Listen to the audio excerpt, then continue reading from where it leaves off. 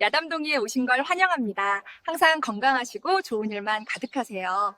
저 동이 오늘도 재미있는 이야기 시작할게요.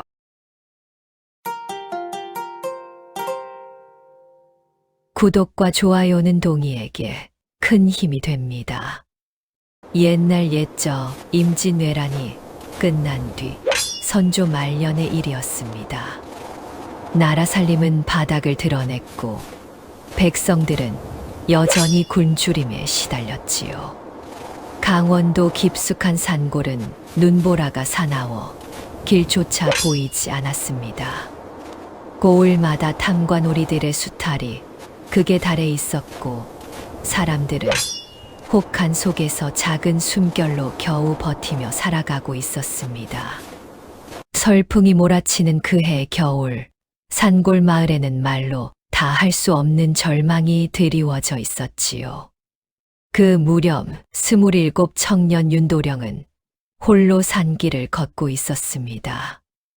문관 집안 출신이었으나 전란으로 가족을 모두 잃고 홀몸이 된 윤도령은 겉으로는 떠돌이 나그네에 지나지 않았지요. 하지만 그의 품속에는 조정에서 비밀리에 내린 암행어사의 마패가 숨겨져 있었습니다. 성격은 곧고 신중했으며 마른 듯하면서도 단단한 체격에 고요한 눈빛을 지녔습니다. 윤도령은 이 산골 고을의 비리를 조사하기 위해 파견되었으나 아직은 그 신분을 드러낼 때가 아니었지요. 그는 조심스럽게 발걸음을 옮기며 고을의 실상을 살폈습니다. 이 산골 마을에는 여러 사람의 인연이 복잡하게 얽혀 있었습니다. 젊은 과부 연화는 1년 전 남편 백도령이 실종된 뒤 홀로 살고 있었지요. 마을 사람들 그녀에 대한 은근한 소문이 돌았습니다. 고을의 이방 남수는 실세로 군림하며 연화의 집을 자주 드나들었습니다. 그리고 마을의 무당만성 노파는 연화를 아끼는 듯 했으나 어딘가 알 수 없는 기운을 두르고 있었지요. 모든 사건의 실마리는 실종된 백도령에게 있었습니다. 연화는 평온해 보이는 겨울밤에도 늘 불안을 품고 살았습니다. 누군가 집 주변을 맴도는 기척이 느껴질 때마다 연화는 숨을 죽이고 귀를 기울였지요. 집 뒤 장독대 근처에서는 종종 이상한 발자국이 발견되었고 부엌 문틈 사이로는 설명할 수 없는 바람 소리가 스며들었습니다. 누구십니까? 연화가 떨리는 목소리로 물어도 대답은 없었습니다. 밤이 깊어지면 연화는 조용히 등불을 끄고 이불을 뒤집었었지요. 남편이 사라진 뒤로 이런 일이 잦아졌습니다. 살아서 돌아온 것인지 죽어서 찾아온 것인지 알 수 없었습니다. 연화는 두려움을 눌러 담으며 하루하루를 버텼습니다. 그녀는 오늘도 떨리는 손으로 부적을 문설주에 붙이고 작은 기도를 올렸지요. 제발 평안하게 해주소서.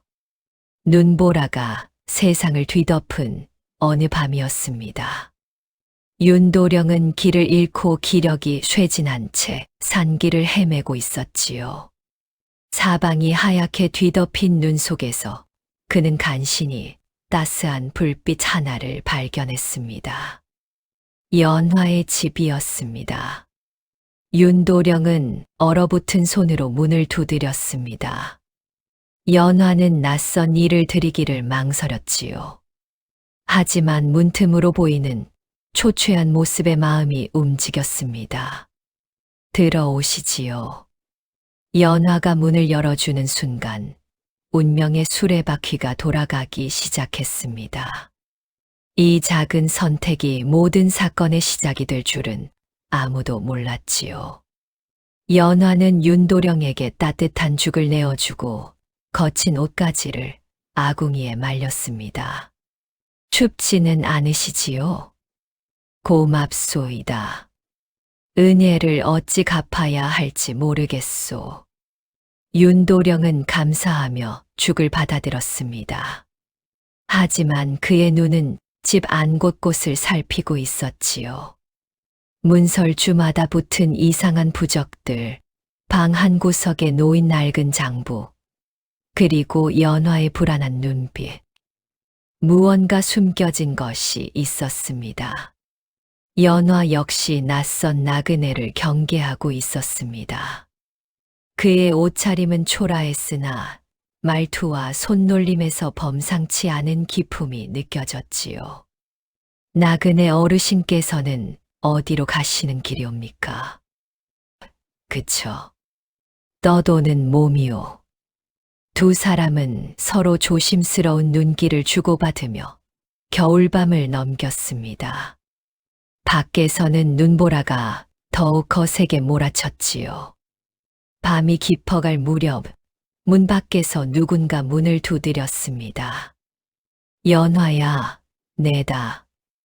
만석이다. 연화의 얼굴이 순간 굳어졌습니다. 그녀는 서둘러 문을 열어주었지요. 무속인 만석 노파가 눈을 털며 들어왔습니다. 그녀는 연화를 걱정하는 듯 물었습니다. 애기씨, 오늘따라 기운이 흉하여 그냥 지나칠 수가 없구나. 만석 노파의 시선이 방 안에 앉은 윤도령에게로 향했습니다. 날카로운 눈빛이었지요. 이분은 누구신가? 길 잃은 나그네를 하룻밤 재워드리는 중이옵니다. 만석 노파는 윤도령을 한참 동안 뚫어지게 바라보았습니다. 마치 그의 신분을 꿰뚫어보는 듯한 기묘한 힘을 띤 시선이었지요. 허허, 이 산골에 웬 귀한 손님이 오셨는지. 윤도령은 당황하지 않고 고개를 숙였습니다. 노파께서 과찬이시오. 만석 노파는 의미심장한 미소를 지으며 연화에게 부적 하나를 건넸습니다. 이걸 대문에 붙여 두거라. 오늘 밤은 조심해야 한다. 깊은 밤이 되자 이상한 일이 벌어졌습니다. 연화의 집에 붙여둔 부적이 하나둘 스스로 타오르기 시작했지요. 활활 타오르는 부적에서는 푸른 불꽃이 일었고 집 안에 기묘한 소리가 울려 퍼졌습니다. 끼. 윤도령은 칼을 움켜쥐고 문 밖을 살폈습니다. 하지만 아무것도 보이지 않았지요. 연화는 두려움에 떨며 말했습니다. 가끔 남편이 돌아온다 하옵니다. 남편이라 하셨소. 네. 살아서인지 죽어서인지 저도 모릅니다. 연화의 목소리는 떨렸습니다. 그녀는 1년 전 남편이 사라진 뒤로 이런 일이 자주 일어났다고 말했지요. 윤도령은 집 안을 살피며 심상치 않은 기운을 느꼈습니다. 이것은 단순한 귀신의 짓이 아니었습니다. 다음 날 아침 윤도령은 방 한쪽에서 뭔가를 발견했습니다. 구석에 놓인 낡은 나무 상자 안에 장부 하나가 숨겨져 있었지요. 표지에는 백도령이라는 이름이 적혀 있었습니다. 윤도령은 조심스럽게 장부를 펼쳤습니다. 그 안에는 고을의 세금과 관련된 내역이 빼곡히 적혀 있었습니다. 얼마나 많은 백성의 피땀을 착취했는지가 낱낱이 기록되어 있었지요. 그리고 마지막 줄에는 붉은 글씨로 폐기라 써 있었습니다. 이게 무엇이오? 윤도령이 장부를 들고 나오자 연화는 깜짝 놀랐습니다. 저는 그런 것을 본 적도 없사옵니다. 연화는 충격에 빠졌습니다. 남편이 이런 장부를 숨겨 두었다는 사실을 전혀 몰랐지요. 윤도령의 표정이 굳어졌습니다. 이것은 고을의 비리를 밝힐 결정적 증거였습니다. 그리고 백도령의 실종은 단순한 실종이 아니었지요. 이 장부 때문에 남편께서 사라지신 것이 아니겠소. 사건의 방향은 완전히 달라지기 시작했습니다. 폭설로 길이 막혀 윤도령은 며칠을 더 연화의 집에 머무르게 되었습니다. 두 사람은 함께 장작을 패고 아궁이에 불을 지피며 서로의 삶을 조금씩 나누었지요. 남편께서는 어떤 분이셨소? 선하고 고든 분이었사옵니다. 백성들의 고통을 보며 늘 안타까워하셨지요. 연화의 눈가에 눈물이 맺혔습니다. 윤도령은 조용히 그녀의 이야기를 들어주었습니다. 어르신께서는 왜 이 험한 길을 떠도시는 것이옵니까? 윤도령은 잠시 말을 아꼈습니다. 그리고 조심스럽게 입을 열었지요. 나 역시 이 세상의 부정을 바로잡고 싶은 마음이요.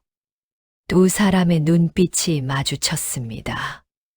연화는 이 나그네가 범상치 않은 사람임을 직감했습니다.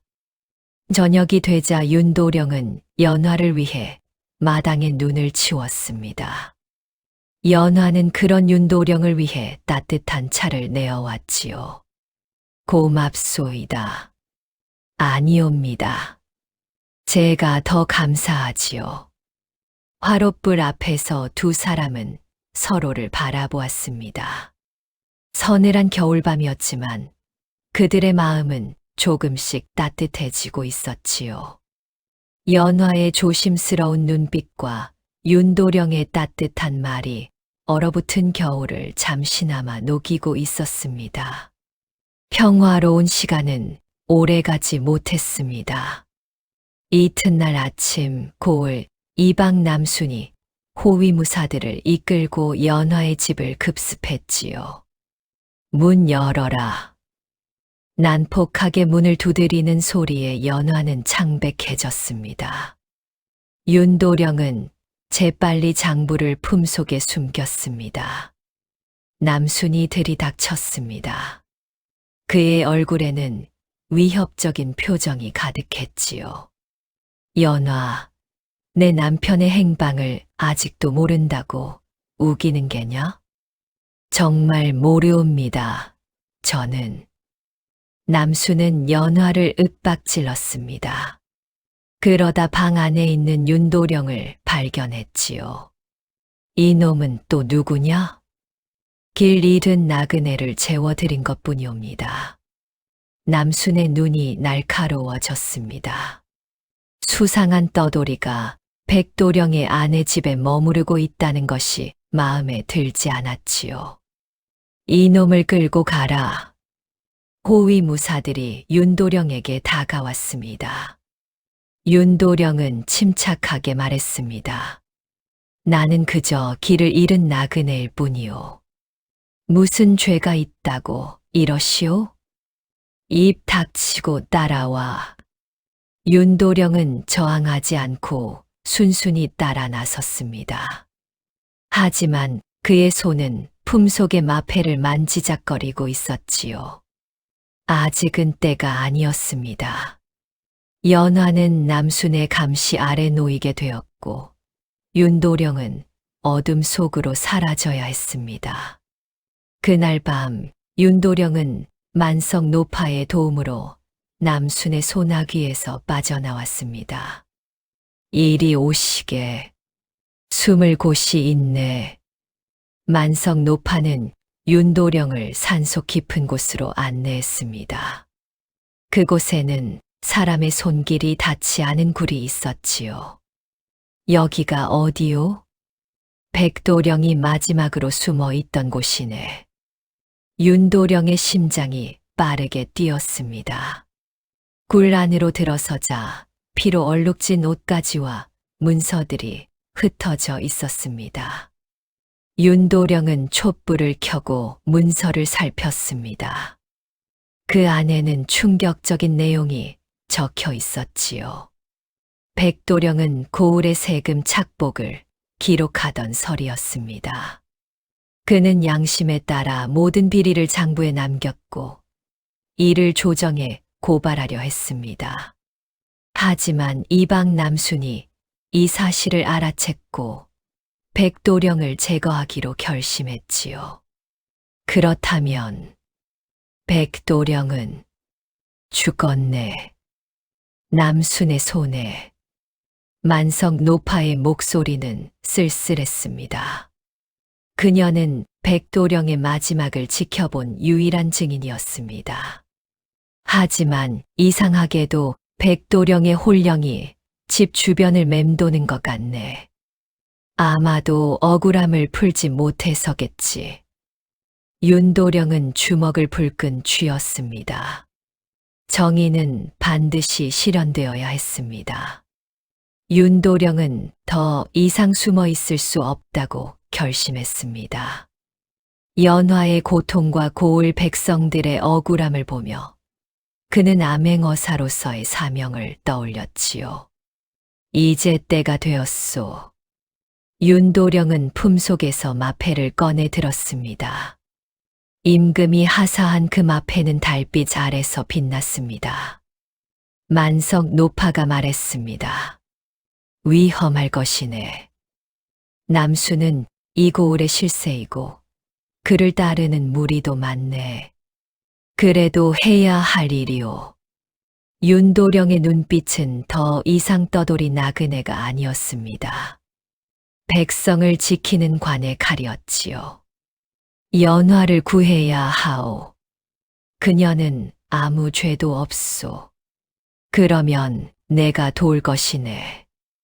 만석 노파는 윤도령에게 고을의 지도와 남순의 동선을 알려주었습니다. 윤도령은 마지막 준비를 마쳤지요. 달이 구름에 가려지고 바람이 거세게 불었습니다. 폭풍이 몰아치기 직전의 고요함이었습니다. 윤도령은 조용히 칼을 차고 어둠 속으로 사라졌습니다.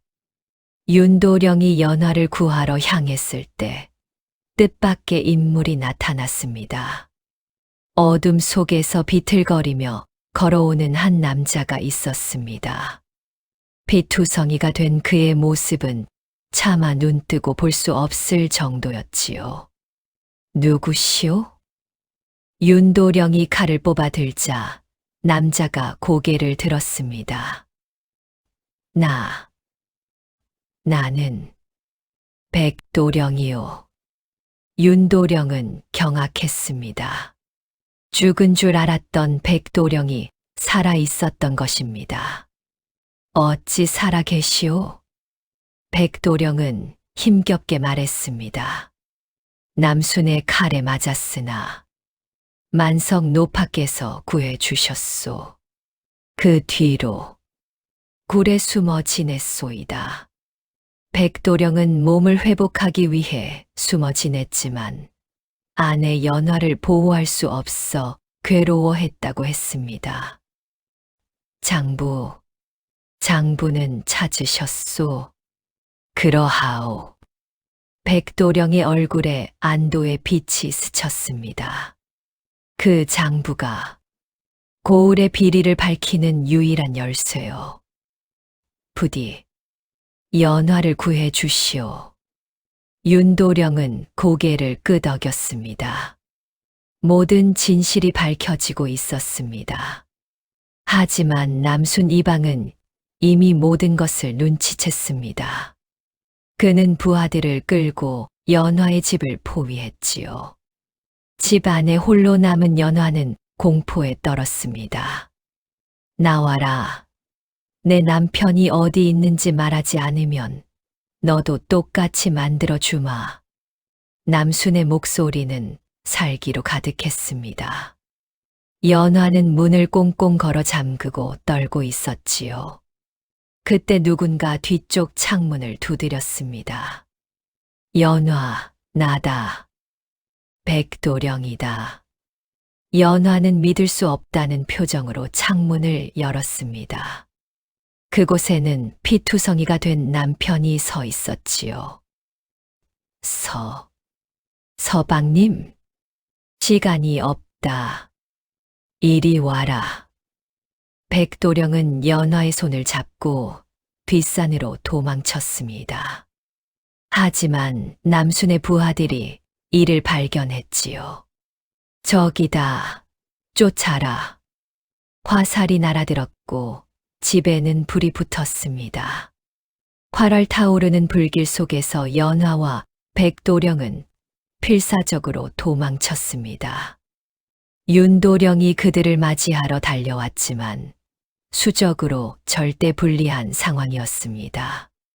사방이 포위당했고 모든 것이 끝난 듯한 절망의 순간이었지요. 바로 그 순간 윤도령은 결단을 내렸습니다. 그는 품속에서 마패를 꺼내 높이 치켜들었습니다. 멈춰라. 윤도령의 목소리가 밤하늘을 가르며 울려 퍼졌지요. 상감께서 내린 마패인즉 감히 칼을 들이밀어 보겠다. 남순과 부하들은 순간 얼어붙었습니다. 암행어사의 마패는 임금의 권위와 같았습니다. 네, 내 놈이 암행어사였다니. 남순은 당황하며 뒷걸음질 쳤습니다. 이방 남순, 내 죄를 알겠느냐? 백성의 피땀을 착취하고 무고한 이를 죽인 죄, 이제 그 대가를 치러야 할 것이다. 하지만 남순은 이미 돌아올 수 없는 강을 건넜습니다. 그는 부하들에게 소리쳤지요. 저놈을 죽여라. 어차피 여기서 죽으면 아무도 모른다. 부하들이 일제히 칼을 뽑아 들었습니다. 윤도령은 죽음을 무릅쓰고 칼을 뽑았습니다. 관청 마당까지 이어진 추격 끝에 윤도령과 남순의 최후 대결이 시작되었습니다.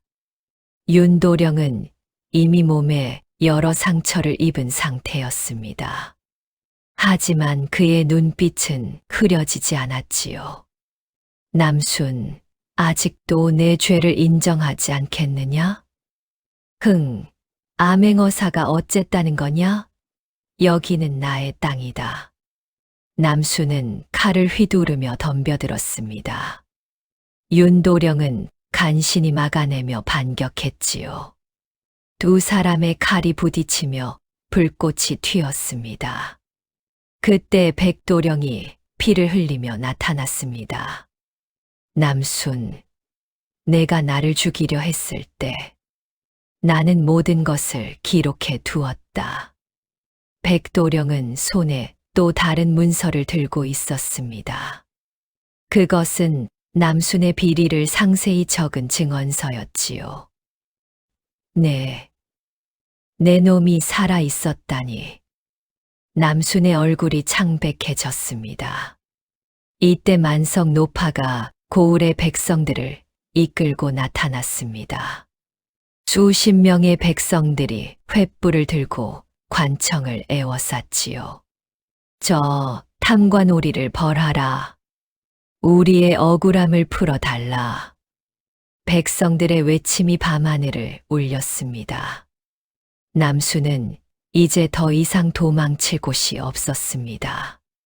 그는 마지막 발악으로 윤도령에게 칼을 휘둘렀지요. 하지만 윤도령은 침착하게 그의 칼을 쳐내고 결정적인 일격을 가했습니다. 으악! 남순은 쓰러졌습니다. 그의 손에서 칼이 떨어지며 땅에 꽂혔지요. 이제 끝이다. 윤도령은 거친 숨을 몰아쉬며 마패를 높이 들었습니다. 이방 남순, 백성을 수탈하고 무고한 이를 살해한 죄로 잡아들인다. 백성들은 환호성을 질렀습니다. 길고 긴 밤이 드디어 끝나고 있었습니다. 연화는 남편 백도령을 부축하며 눈물을 흘렸습니다. 그리고 윤도령을 향해 깊이 절을 올렸지요. 은혜, 평생 잊지 않겠사옵니다. 며칠 뒤 고을 관청에서는 모든 진실이 밝혀졌습니다. 윤도령은 정식으로 암행어사의 신분을 드러내고 조사를 진행했지요. 백도령의 장부와 증언서, 그리고 만성 노파의 증언이 모두 사실로 확인되었습니다. 연화의 남편 백도령은 고을의 비리를 기록하던 설이었습니다. 그는 양심에 따라 탐관오리의 악행을 낱낱이 기록했고 이를 조정에 알리려 했습니다. 윤도령의 설명에 모인 백성들이 고개를 끄덕였습니다. 하지만 이방 남순이 이를 알아차리고 백도령을 살해하려 했습니다. 백도령은 간신히 목숨을 건졌으나 몸을 숨길 수밖에 없었지요. 만성 노파가 증언을 이어받았습니다. 이 늙은이가 백도령을 산소굴에 숨겨주고 치료해 주었습니다. 그리고 연화의 집에 부적을 붙여 악귀를 물리치고자 했지요. 연화는 그제야 모든 것을 이해했습니다. 그렇다면 밤마다 집 주변을 맴도는 기척은 백도령이 당신을 지키려 했던 것이요. 윤도령의 말에 연화는 눈물을 흘렸습니다. 남편은 죽지 않았고 자신을 보호하려 애썼던 것입니다. 타오르던 부적의 정체도 명확해졌습니다. 그것은 백도령을 지키고 악한 기운을 막기 위해 만성 노파가 걸어둔 보호 부적이었지요. 그리고 남순의 비리는 이 장부에 모두 기록되어 있습니다. 그가 얼마나 많은 백성의 피땀을 착취했는지 모든 복선이 하나하나 회수되었습니다. 진실은 빛을 보았고 정의는 실현되었습니다. 남순은 법에 따라 엄중히 처벌되었습니다. 이방 남순은 관직을 박탈하고 유배형에 처한다. 착취한 재물은 모두 백성들에게 돌려주도록 하라. 윤도령의 판결은 엄정했습니다. 남순은 사슬에 묶여 끌려가며 통곡했지만 아무도 그를 동정하지 않았지요. 고을의 세금 제도는 새로 정비되었습니다. 윤도령은 조정에 장계를 올려 이 고을의 실상을 낱낱이 보고했습니다. 앞으로는 공정한 세금 징수가 이루어질 것이요. 탐관오리의 횡포는 더 이상 용납되지 않을 것이요. 백성들은 기쁨의 눈물을 흘렸습니다. 그들은 윤도령에게 깊이 절을 올리며 감사를 표했지요. 어사나리 은혜를 어찌 갚아야 할지 모르겠사옵니다. 백성들이 평안하게 사는 것이 곧 은혜를 갚는 것이요. 연화와 백도령은 오랜 오해를 풀고 평범한 삶을 되찾았습니다. 만성 노파는 조용히 미소 지으며 말했습니다. 이제야 이 고을의 평화가 찾아왔구나. 며칠 뒤 윤도령은 떠날 준비를 했습니다. 임무를 완수한 그는 다른 고을로 향해야 했지요. 백성들은 아쉬워하며 그를 배웅했습니다. 연화는 윤도령을 마지막으로 만나러 왔습니다. 어사나리, 정말 가시는 것이옵니까? 그래야 하오. 아직 가야 할 곳이 많소. 연화는 작은 보따리를 건넸습니다. 길에서 드시라고 준비했사옵니다. 부디 평안하시기를. 윤도령은 고맙다는 인사와 함께 보따리를 받았습니다. 그는 백도령에게도 인사를 건넸지요. 부인을 잘 보살피시오. 참으로 귀한 분이오.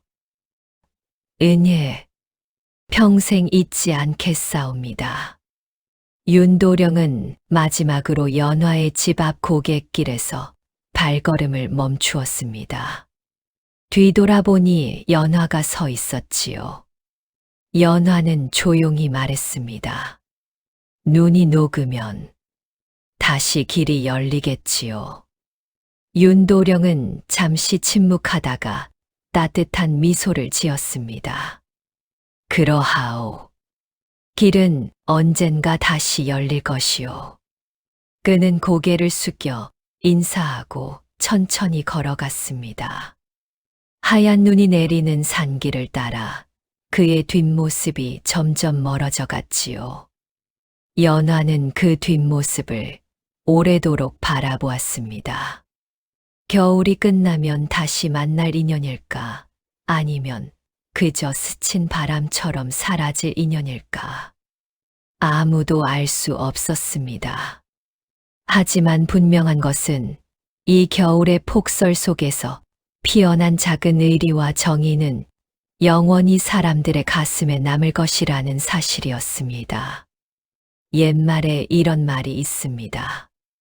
진정한 영웅은 화려한 공을 쫓지 않고 묵묵히 백성을 지킨다고 말이지요. 윤도령은 그런 사람이었습니다. 옛날 옛적 영조 초년, 전라도 서쪽 끝 청여년의 흉년이 새해째 이어지고 있었습니다. 백성들은 나무 껍질과 풀뿌리로 겨우 목숨을 이어가는 형편이었지요. 현감은 세금을 독하게 거두어들였고 민심은 날로 흉흉해져 갔습니다. 사람들 입에서는 하늘이 노했다는 푸념만 오갔지요. 주인공 장도리는 19살 가난한 머슴 출신 총각이었습니다. 일품인 손재주와 재치는 있었지만 가진 것이라곤 누더기, 옷과 헐어진 집신뿐이었지요. 장도리는 늘 속으로 생각했습니다.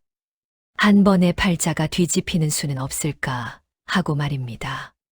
기회만 노리는 속 깊은 야망을 품고 있었지요. 마을 사람들은 그를 두고 허풍은 세지만 마음은 착한 놈이라고 치부했습니다. 장도리는 그런 말들을 듣고도 입가에 웃음을 머금은 채 언젠가 올 기회를 기다렸습니다. 마을 어귀에는 모두가 손가락질하는 바보 연분이라는 처녀가 있었습니다. 20살이 넘도록 말도 더듬고 사람들 눈을 제대로 마주치지 못해 늘 놀림감이었지요. 그러나 그녀 곁을 지키는 늙은 어머니 김씨 노파마는 중얼거렸습니다. 우리 분이는 바보가 아니여 하늘이 숨겨둔 보배여. 아이들은 연분이를 놀려 올렸지만 그녀는 매번 해맑게 웃다가 홀로 남아 하늘만 올려다보곤 했습니다. 어느 날 장터 주막에서 보쌈꾼 박만석이 술잔을 기울이며 수상한 소문을 흘렸습니다. 저 바보 처녀 사실은 큰 부잣집에서 버려진 딸이라더라. 그 애를 데려다 부인으로 삼으면 그 집안 재산이 몽땅 넘어온다 카더라. 결혼도 재산도 꿈에서나 가능했던 장도리의 귀가 번쩍 뜨였습니다. 만석은 장도리에게 가까이 다가와 속삭였지요. 밤중에 연분이를 보쌈에 오면 뒤실은 내가 다 알아서 하겠네. 자네에게 큰 복이 올 것이야. 장도리는 마음이 흔들렸습니다. 평생 가난에 짓눌려 살아온 그에게 이보다 더 좋은 기회는 없어 보였습니다. 흉흉한 가을밤, 장도리는 얼굴을 가리고 연분이 집 뒤편으로 숨어들었습니다. 창호지 틈으로 보니 연분이는 부엌 구석에서 초를 켜놓고 혼자 중얼중얼 기도를 올리고 있었지요. 하늘님, 오늘 밤에도 사람들 다치게 하지 말아주세요. 장도리는 그 말이 무슨 뜻인지 이해하지 못한 채 뒤에서 포승줄을 던져 연분이를 업고 산길로 달렸습니다. 산중 허름한 초막에 도착하자 연분이는 묶인 채로도 이상하게 조용히 있었습니다. 장돌이가 두려움을 눌러 그녀를 앉혀놓고 말했지요. 오늘부터 넌 내 안사람이다. 허세를 부리는 그의 목소리는 떨렸습니다. 그러자 연분이는 고개를 갸웃하더니 해맑게 웃으며 물었습니다. 그럼 이제 나도 사람 남편이 생긴 거예요. 그 웃음이 어쩐지 장돌이의 등골을 서늘하게 만들었지요. 밤이 깊어갈수록 초빛은 흔들리고 연분이가 잠들자 초 주변으로 희미한 빗무리가 생겼다가 사라졌습니다. 장돌이는 잠을 이루지 못하고 그 광경을 멍하니 바라보았습니다. 이게 정말 사람을 보쌈해 온 것인지 아니면 무언가 다른 존재를 들인 것인지 알 수 없었습니다. 갑작스러운 재물에 다음 날 새벽 장돌이가 초막 밖으로 나가보니 믿기 힘든 광경이 펼쳐져 있었습니다. 허름했던 초막 주변 땅속에서 은전 꾸러미, 비단 보자기, 쌀 포대가 하나 둘씩 삐져나와 있었지요. 장돌이는 황급히 연분이를 깨웠습니다. 연분이는 눈을 비비며 말했습니다. 어젯밤에 어떤 할아버지가 꿈에 와서 배고픈 남편 배불리 먹여라 하더니 여기 땅을 가리키고 가셨어요. 그날부터 장돌이가 땅을 파는 곳마다 쌀독과 옛날 상자들이 쏟아져 나오기 시작했습니다. 누더기 옷을 걸쳤던 총각은 하루아침에 재물 더미 위에 앉게 되었지요.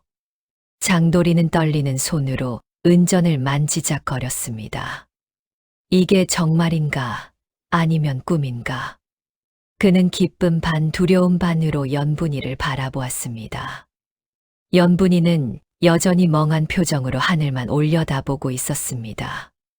불과 한 달 만에 장돌이는 초막을 내려와 마을 어귀에 기와집을 올렸습니다. 장에 나가면 은전을 아무렇지 않게 쓰고 굶주리던 이웃에게 쌀자루를 나눠주었지요. 사람들은 수군거렸습니다. 어느 날 갑자기 부자가 된 장돌이 어디서 저런 재물을 얻었을까? 그 옆에는 여전히 멍한 표정의 연분이가 서 있었지만 그늘진 눈빛만큼은 어딘가 깊어 보였습니다. 장돌이는 마을 사람들의 부러움과 질투 섞인 시선을 받으며 우쭐해졌습니다. 내가 진작 알았어야 했지. 팔자를 바꾸는 건 이렇게 쉬운 일이었구나. 그러나 그는 미처 깨닫지 못했습니다. 쉽게 얻은 것은 쉽게 잃을 수도 있다는 사실을 말이지요. 소문을 들은 산중 도사 매월 선인이 장돌이를 찾아왔습니다. 매월은 집안 곳곳을 둘러본 뒤 연분이를 잠시 똑바로 바라보았지요. 그의 얼굴이 순간 굳어졌습니다. 이 처녀 바보가 아니야. 사람 탈을 쓴 다른 무언가가 들어앉아 있구나. 그 말에 장돌이는 코웃음을 쳤습니다. 도사님께서 늙어 눈이 어두우신 것 아니오? 이 아내는 마을 사람 모두가 아는 바보 연분이외다. 매월은 단호하게 말했습니다. 이 재물 쉽게 온 만큼 목숨으로 갚게 생겼다. 보쌈한 빚은 혼자만의 빚이 아니니라.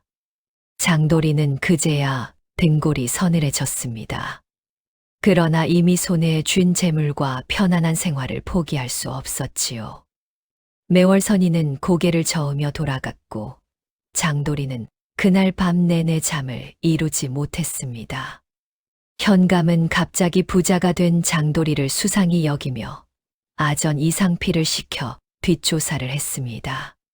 상필은 장돌이의 돈줄을 따라가다 지금의 부인이 그 바보 연분이었다는 사실을 알게 되었지요. 상필이 현감에게 보고하자 현감의 눈이 번뜩였습니다. 연분이라고? 그 계집아이. 현감은 연분이가 사실은 큰 재산을 물려받을 운명의 별을 타고났다는 옛 점괘를 기억해냈습니다. 10여 년 전 한 무당이 이 고을에 태어날 아이 하나가 하늘과 땅을 잇는 그릇이 될 것이라 예언했었지요. 현감은 혼잣말을 중얼거렸습니다. 그 년만 손에 넣으면 이 현의 재물은 모두 내 것이 될 것이다. 관아 또한 연분이를 노리기 시작하면서 장돌이 집안은 보이지 않는 포위망 안에 갇혔습니다. 현감은 이상필에게 명했지요. 은밀히 준비하라. 곧 잔치를 열어 저들을 불러들일 것이다. 장돌이는 아무것도 모른 채 여전히 부자로 사는 삶에 취해 있었습니다. 어느 비 오는 밤, 장돌이는 잠에서 깨어 마루로 나왔습니다. 연분이가 혼자 마루 끝에 서서 하늘을 향해 속삭이는 것을 목격했지요. 이 사람, 아직은 데려가지 마세요. 빚은 제가 갚을게요. 바보처럼 웃던 얼굴은 온데간데 없고 차갑고 또렷한 눈빛이 번쩍였습니다. 장돌이는 숨을 죽이고 그 모습을 바라보았습니다. 연분이는 장돌이의 존재를 이미 알고 있는 어딘가와 거래를 하고 있는 듯 보였지요. 장돌이는 공포와 의심 속에 빠졌습니다. 정말로 내가 사람을 보쌈해 온 것이냐, 아니면 신령을 집 안에 들인 것이냐. 그는 뒷걸음질 치다 마루에 부딪혔고 연분이가 그 소리에 고개를 돌렸습니다.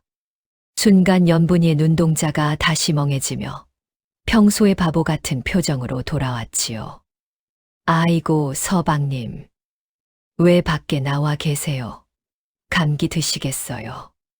장돌이는 대답하지 못하고 방으로 돌아가 이불을 뒤집어 썼습니다. 다음 날 장돌이는 견딜 수 없어 매월 선인을 다시 찾아갔습니다. 진실을 알려주시오. 내 아내는 대체 누구요? 매월은 오래전 청년현에서 일어났던 사건을 들려주었습니다. 열해 전 이 고을에 천재 소녀 무당이 있었지. 하늘과 땅을 잇는 그릇이라 불렸지. 이름 또한 연분이었다. 그 소녀 무당은 가뭄을 끝내고 흉년을 막을 힘이 있었습니다. 그러나 탐욕스런 관리들이 신령의 힘을 독점하려 하자 거역했지요. 그날 밤 관아의 불을 지르려다 억울하게 죽임을 당했다. 죽기 전 그 아이는 저주 섞인 기원을 남겼지. 다음 생에는 바보로 태어나 남의 욕심을 비추는 거울이 되리라 하고 말이야. 매월이 장돌이를 똑바로 바라보며 말했습니다. 지금의 연분이가 바로 그 다시 태어난 그릇이다. 자네는 신령의 계획 속에 들어온 것이야. 장돌이는 모든 것이 자신의 보쌈에서 시작되었다는 사실을 깨닫고 괴로움에 빠졌습니다. 연분이를 팔자 바꾸는 도구로만 여겼던 자신의 어리석음이 부끄럽고 두려웠지요. 매월은 말했습니다. 내가 택한 인연이니 이제는 종례까지 함께 가야 한다. 도망칠 수도 남에게 떠넘길 수도 없다. 장돌이는 결심했습니다. 연분이 곁을 떠나지 않겠소. 어떤 일이 있어도 말이오. 그러나 그 결심이 곧 더 큰 재앙을 부를 수도 있음을 어렴풋이 느꼈습니다. 집으로 돌아오는 길, 장돌이는 연분이를 새로운 눈으로 바라보았습니다. 바보가 아니라 하늘이 숨겨둔 보배라던 김씨 노파의 말이 떠올랐지요. 이제라도 제대로 대해야겠구나. 현감은 연분이를 관아로 끌어들이기 위해 음모를 꾸몄습니다. 장돌이에게 사람을 보내 말했지요. 부자가 된 것을 축하한다. 관아에서 잔치를 베풀 터이니 부부가 함께 오라. 연분이에게는 따로 사람을 보내 복을 나누러 관아를 방문하라고 했습니다. 잔치 날 술과 음식에는 몰래 진언을 막는 약과 품행을 흐리게 하는 향이 뿌려졌습니다. 현감은 잔치 자리에서 연분이를 앞에 세우고 말했지요. 이 고을의 복을 책임질 새 부인이니 나와 함께 관아에 올라가 살라. 장돌이는 술기운에 흐려진 정신으로도 그 말이 무엇을 의미하는지 알아챘습니다. 무슨 소리요? 이 사람은 내 아내 외다. 장돌이는 칼을 빼어들려 했지만 술 탓에 제대로 움직일 수 없었습니다. 혼란 속에서 포졸들이 사방에서 들이닥쳤습니다. 현감은 장도리를 폭도로 몰아 곤장에 처했지요. 감히 관에서 칼을 뽑다니 역적이 따로 없구나. 곤장이 등에 떨어질 때마다 장도리는 비명을 질렀습니다. 연분이는 두 손을 모으고 떨며 서 있다가 결국 포졸들에게 팔이 잡혀 관아 마당으로 끌려갔습니다. 그날 밤 관아 뒤편 하늘 위로 붉은 안개가 피어올랐습니다. 새까만 까마귀 떼가 빙글빙글 맴돌며 울어댔지요. 연분이는 관청의 깊숙한 방에 가둬졌고 현감은 흉흉한 웃음을 터뜨렸습니다. 이제 내 힘은 모두 내 것이다. 이 고을의 재물도 백성들도 모두 내 손아귀에 있다. 한편 피투성이가 된 장도리는 포졸들 손에 이끌려 감옥에 던져졌습니다. 그는 피를 토하며 간신히 숨을 쉬었지요. 연분이 그의 입에서는 그 이름만 나왔습니다. 그날 밤 매월 선인이 감옥에 나타났습니다. 철창 사이로 부적 하나를 건네며 말했지요. 이 부적은 단 한 번 내 목숨을 대신할 것이다. 단 누구를 위해 쓸지는 내가 정해라. 매월은 장도리를 몰래 빼내어 함께 관아 담장을 넘었습니다. 새벽녘 두 사람은 숨어들어 연분이가 갇힌 방 앞에 다다랐습니다. 안에서 들려오는 목소리에 장도리는 발걸음을 멈췄지요. 연분이는 혼자가 아니라 보이지 않는 존재와 마지막 이야기를 나누고 있었습니다. 약속대로 하겠습니다. 이 몸을 드릴 터이니. 연분이는 촛불 앞에 무릎을 꿇고 속삭였습니다. 처음부터 제가 선택받은 그릇이었죠. 이 사람을 살리고 이 고을의 죄를 드러내는 조건으로 제 생을 맡기기로 했습니다. 창틈으로 그 말을 들은 장도리는 더 이상 참지 못하고 문을 박차고 들어갔습니다. 그만둬. 내가 왜 나 대신 죽으려 드느냐. 연분이가 놀라 돌아보았습니다.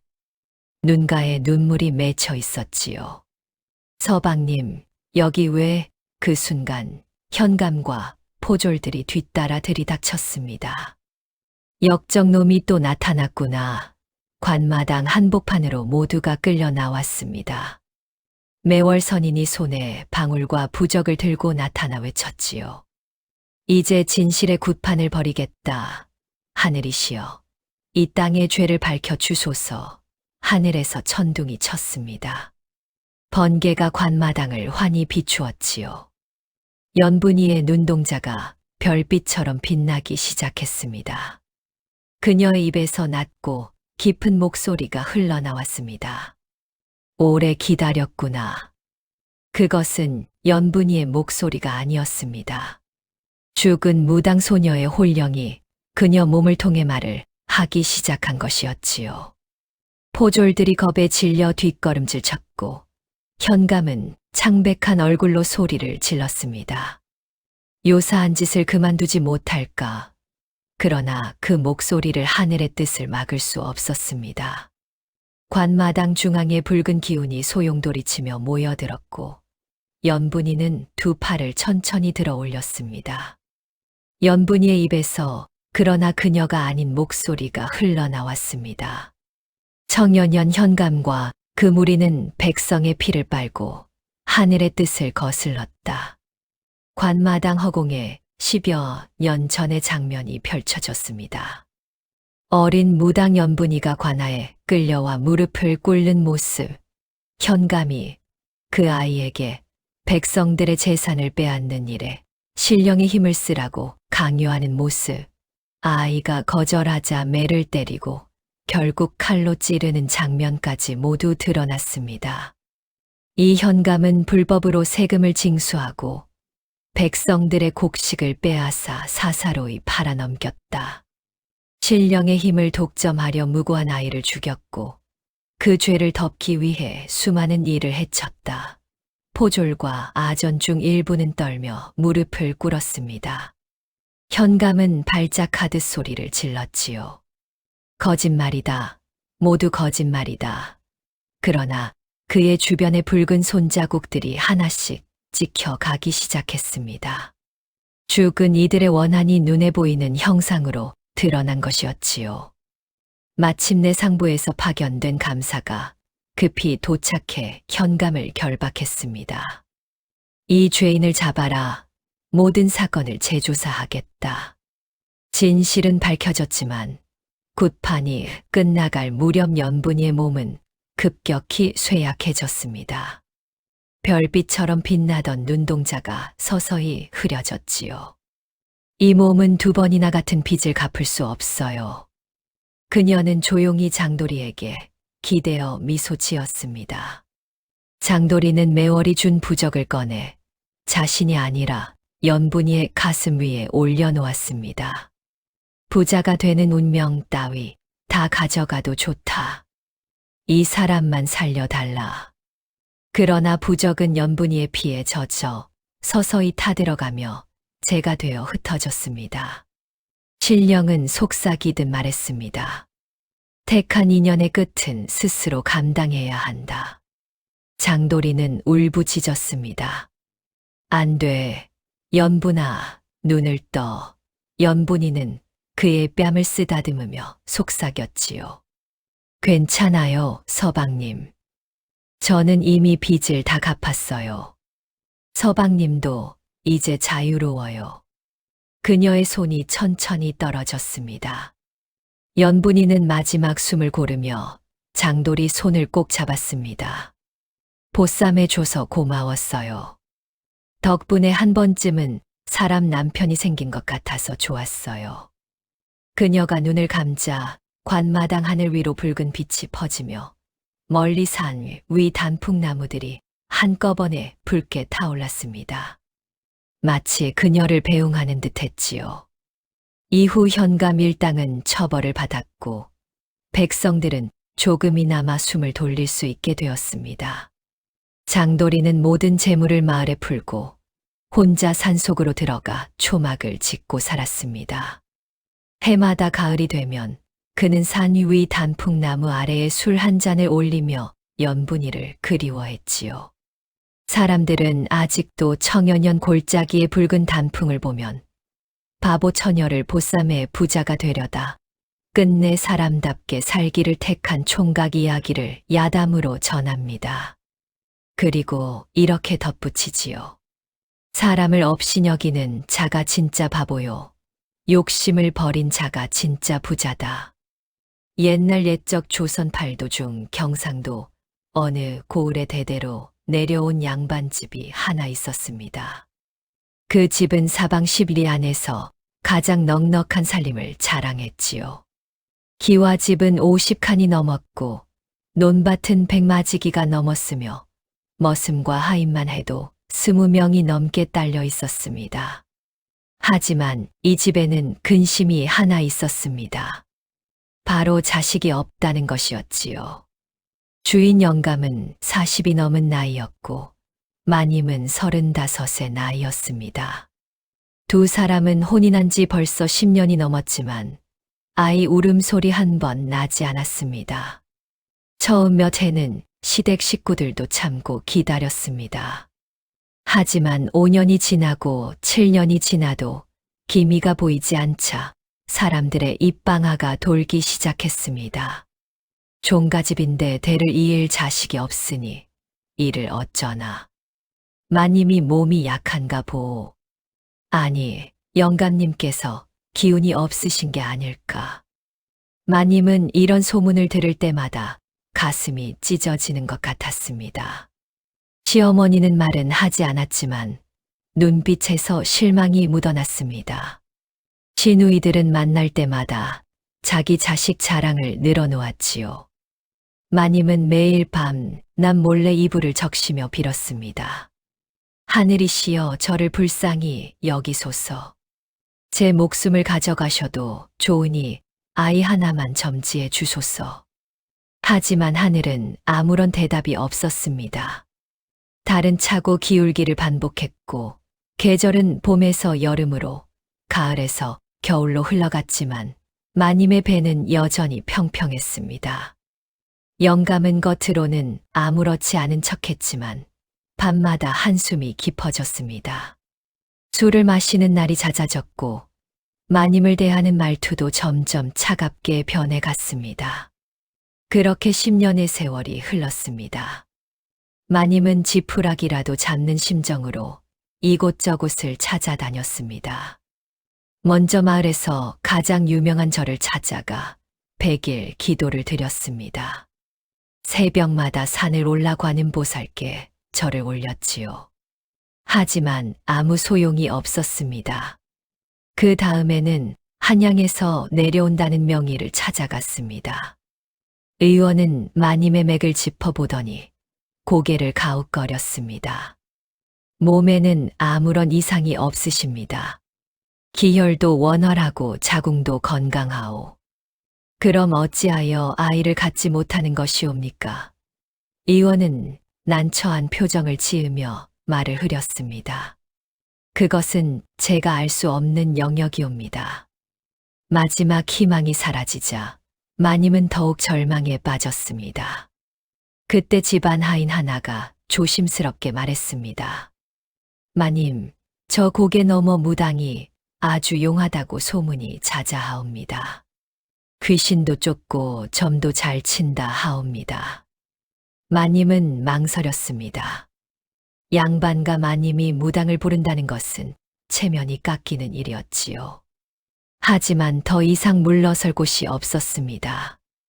며칠 후 마님은 남 몰래 무당을 불렀습니다. 무당은 머리에 고가를 쓰고 방울을 흔들며 굿을 시작했습니다. 장구 소리와 징 소리가 어우러지고 무당의 몸이 격렬하게 흔들렸습니다. 한참 후 무당이 땀을 뻘뻘 흘리며 굿을 마쳤습니다. 그리고는 마님을 조용히 불러 낮은 목소리로 속삭였습니다. 부인, 이 집안에는 아이가 들어설 자리가 없소이다. 그게 무슨 말씀이십니까? 무당은 잠시 망설이다가 입을 열었습니다. 부인 탓이 아니오. 이 집안 씨가 마른 것이지. 아무리 정을 나눠도 아이가 안 생길 팔자요. 마님은 그 말을 듣는 순간 눈앞이 캄캄해졌습니다. 다리가 풀려 그 자리에 주저앉고 말았지요.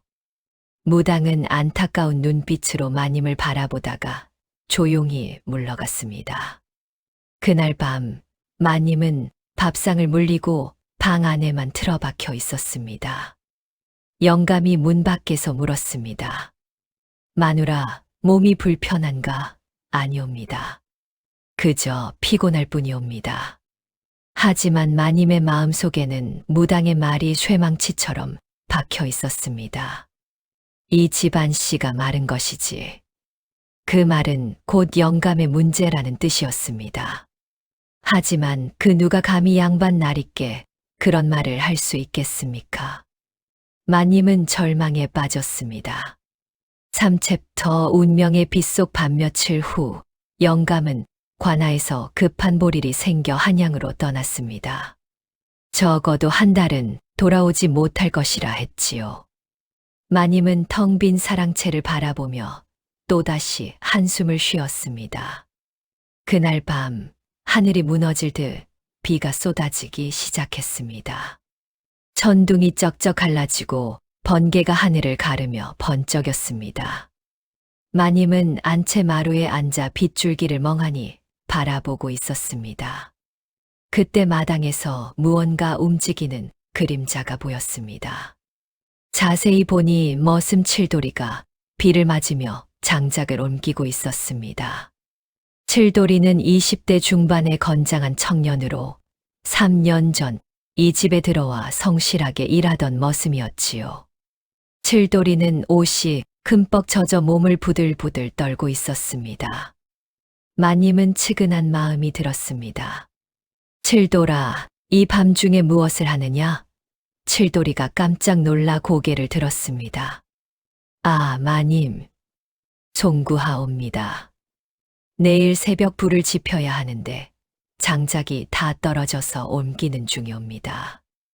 이 빗속에 그러다 병들겠다. 어서 안으로 들어와 불이라도 쬐고 가거라.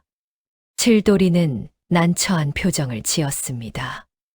머슴이 안채에 들어가는 것은 있을 수 없는 일이었으니까요. 하지만 마님의 재촉에 어쩔 수 없이 마루로 올라왔습니다.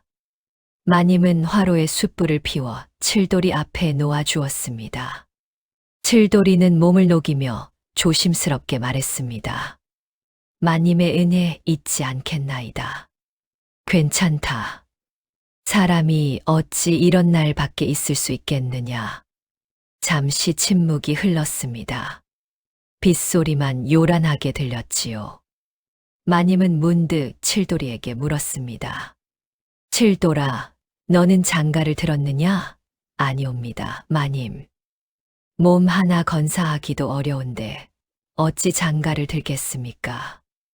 그렇구나. 마님은 또다시 긴 한숨을 쉬었습니다. 칠돌이가 조심스럽게 물었습니다. 마님께서는 무슨 근심이 있으신 듯하옵니다. 마님은 대답하지 않았습니다. 하지만 눈시울이 붉어지는 것을 감추지 못했지요. 칠돌이는 더 이상 묻지 않았습니다. 밖에서는 비가 더욱 거세게 쏟아졌습니다. 금기를 넘다 칠돌이는 비가 그치기를 기다렸지만 밤이 깊어져도 빗줄기는 약해질 기미가 보이지 않았습니다. 마님은 부엌에서 막걸리 한 주전자와 안주를 가져왔습니다. 이 밤에 나가면 길도 보이지 않을 것이다. 여기서 비가 그치기를 기다리거라. 송구하옵니다, 마님. 마님은 칠돌이 앞에 막걸리 한 잔을 따라 주었습니다. 칠돌이는 황송해하며 받았지요. 마님도 자신의 잔에 막걸리를 따랐습니다. 마님께서 어찌 소인과 술을. 오늘은 그냥 마시고 싶구나. 너도 한 잔 들거라. 두 사람은 말없이 술잔을 기울였습니다. 한 잔, 두 잔, 세 잔. 술이 들어가자 마님의 입이 열렸습니다. 칠돌아, 너는 자식이 없는 집안을 어떻게 생각하느냐? 칠돌이는 잠시 망설이다가 조심스럽게 말했습니다. 소인 같은 천한 것이 어찌 그런 것을 논하겠습니까? 다만 자식이란 하늘이 주는 것이라 들었나이다. 하늘이 주는 것이라. 마님은 쓴웃음을 지었습니다. 그리고는 무당의 말을 떠올렸습니다. 이 집안 씨가 마른 것이지. 술 기운이 돌자 마님의 눈에서 눈물이 흘러내렸습니다. 칠돌이는 당황하여 어쩔 줄 몰라 했습니다. 마님, 왜 우시옵니까? 나도 모르겠다. 그저 마음이 답답하구나. 칠돌이는 마님의 눈물을 보며 가슴이 먹먹해졌습니다.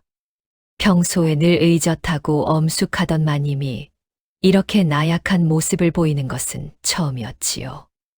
밖에서는 천둥이 또다시 쩍하고 울렸습니다. 마님이 화들짝 놀라 몸을 떨었고 칠돌이가 무심코 마님의 어깨를 잡아주었습니다. 괜찮으십니까, 마님? 둘의 눈이 마주쳤습니다. 촛불이 흔들리며 두 사람의 그림자를 벽에 드리웠습니다. 그 순간 마님의 마음속에서 무언가가 끊어지는 소리가 들렸습니다. 칠돌아. 마님의 목소리가 떨렸습니다. 칠돌이도 숨이 가빠졌습니다. 두 사람은 서로를 바라보며 말없이 서 있었습니다. 그날 밤 마님은 다시는 해서는 안 될 선택을 하고 말았습니다. 칠돌이도 거부하지 못했습니다. 비는 새벽까지 내렸고 촛불은 조용히 타들어갔습니다. 해가 뜨자 칠돌이는 황급히 자리를 떠났습니다. 두 사람은 눈도 마주치지 못한 채 헤어졌지요.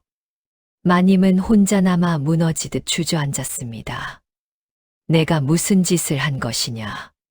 하지만 이미 저질러진 일이었습니다. 임신 소식 그날 이후 마님과 칠돌이는 서로를 피했습니다. 칠돌이는 마님이 나타날 것 같으면 고개를 숙이고 멀리 돌아갔고, 마님은 칠돌이의 모습만 보여도 가슴이 철렁 내려앉았습니다. 한 달이 지났습니다. 마님은 몸에 이상한 기운을 느끼기 시작했습니다. 아침마다 속이 메스꺼리고 냄새에 민감해졌으며 몸이 나른하고 무거웠습니다. 처음에는 몸살인가 싶었습니다. 하지만 며칠이 지나도 증상이 나아지지 않자 혹시나 하는 생각이 들었습니다. 설마. 마님은 떨리는 손으로 배를 만져보았습니다. 아무것도 느껴지지 않았지만 마음 한편에서는 확신이 들었습니다. 집안 하인을 시켜 몰래 의원을 불렀습니다. 의원은 마님의 맥을 짚어보더니 환하게 웃었습니다. 축하하옵니다, 마님. 태기가 분명하옵니다. 마님은 그 말을 듣는 순간 온몸이 얼어붙었습니다. 기쁨이 아니라 공포가 먼저 밀려왔습니다. 정말이옵니까? 예, 틀림없습니다. 이미 한 달은 넘으신 것 같습니다. 의원이 물러간 후 마님은 홀로 방 안에 앉아 있었습니다. 손이 떨렸고 숨이 가빠졌습니다. 이 아이는 누구의 아이란 말인가? 영감이 떠난 지 이미 2달이 넘었습니다. 영감이 돌아오기 전 마지막 밤은 3달 전이었지요. 그렇다면 이 아이는... 마님은 고개를 저었습니다. 하지만 현실은 변하지 않았습니다. 며칠 후 한양에서 영감이 돌아왔습니다. 집안 사람들은 마님의 임신 소식을 알리기 위해 잔치 분위기였습니다. 영감은 소식을 듣자마자 달려왔습니다. 마누라, 정말이오? 마님은 고개를 끄덕였습니다. 영감은 아이처럼 기뻐하며 마님의 손을 꼭 잡았습니다. 드디어 하늘이 우리에게 자식을 주셨소. 우리 집안이 대를 이을 수 있게 되었소. 영감의 눈에서 눈물이 흘러내렸습니다. 10년을 기다린 눈물이었지요. 하지만 마님의 얼굴은 창백했습니다. 그날 밤 영감은 조상님께 감사의 제사를 올렸습니다. 집안은 온통 기쁨으로 들썩였습니다. 하인들도 축하를 전했고 친척들도 찾아와 덕담을 건넸습니다. 하지만 마님은 웃을 수가 없었습니다. 6챕터 기쁨과 죄책감 임신 소식이 퍼지자 온 동네가 떠들썩했습니다. 10년 만에 찾아온 경사였으니 당연한 일이었지요.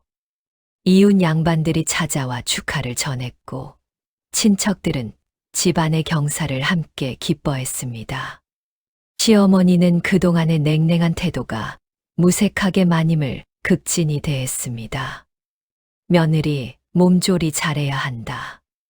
귀한 몸이니 함부로 움직이지 말거라. 시누이들도 태도가 달라졌습니다.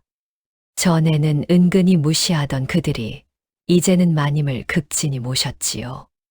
영감은 날마다 마님의 방을 찾아왔습니다. 배를 쓰다듬으며 흐뭇하게 웃었습니다. 우리 아들이겠지. 대를 이을 아들 말이오. 아들일지 딸일지 어찌 알겠습니까? 느낌이 그렇소. 분명 아들이오. 영감은 벌써부터 아이의 이름을 지으려 했습니다. 서당 훈장을 불러 좋은 이름을 골랐고 아이가 입을 옷감도 미리 장만했습니다. 마님은 이런 모습을 보며 가슴이 찢어지는 것 같았습니다.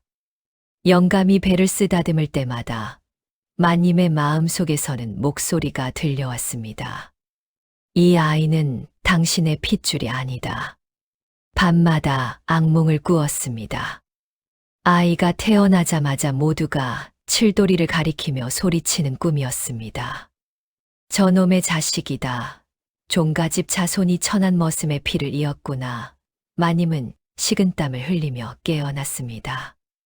옆에서 영감이 곤하게 잠들어 있었습니다. 마님은 영감의 얼굴을 바라보며 눈물을 흘렸습니다. 미안하오, 영감. 나는 당신을 속이고 있소. 한편 칠돌이는 마당 한 구석에서 마님의 방을 멀리서 바라보고 있었습니다. 그도 소식을 들었습니다. 마님이 임신했다는 소식을 말이지요. 칠돌이의 가슴도 복잡했습니다. 그날 밤의 일이 떠올랐습니다. 혹시 그 아이가 자신의 핏줄이라면 어쩌나 하는 두려움이 밀려왔습니다. 하지만 칠돌이는 아무것도 할 수 없었습니다. 그는 그저 천한 머슴일 뿐이었으니까요. 두 사람은 서로를 피하며 침묵했습니다. 하지만 그 침묵은 둘 모두를 갉아먹고 있었습니다. 달이 차고 기울기를 반복했습니다. 마님의 배는 점점 불러왔고 움직이기도 힘들어졌습니다. 영감은 한시도 마님을 떠나지 않으려 했습니다. 오늘은 몸이 어떠하오? 괜찮습니다. 입맛은 좀 돌아왔소. 네, 조금씩 나아지고 있습니다. 영감은 마님을 위해 온갖 귀한 음식을 구해왔습니다. 산삼, 녹용, 인삼, 대추. 몸에 좋다는 것은 모조리 구해다가 다려 먹였지요. 마님은 그런 영감의 모습을 보며 더욱 죄책감에 시달렸습니다. 밤마다 뒤척이며 잠을 이루지 못했습니다. 어느 날 마님은 칠돌이를 몰래 불렀습니다. 칠돌이는 떨리는 발걸음으로 안채로 왔습니다. 마님께서 부르셨다 하여. 마님은 칠돌이를 보자 눈물이 났습니다. 칠돌아, 우리가 그날 밤 큰 잘못을 저질렀구나. 칠돌이도 고개를 숙였습니다. 모두 소인의 죄옵니다.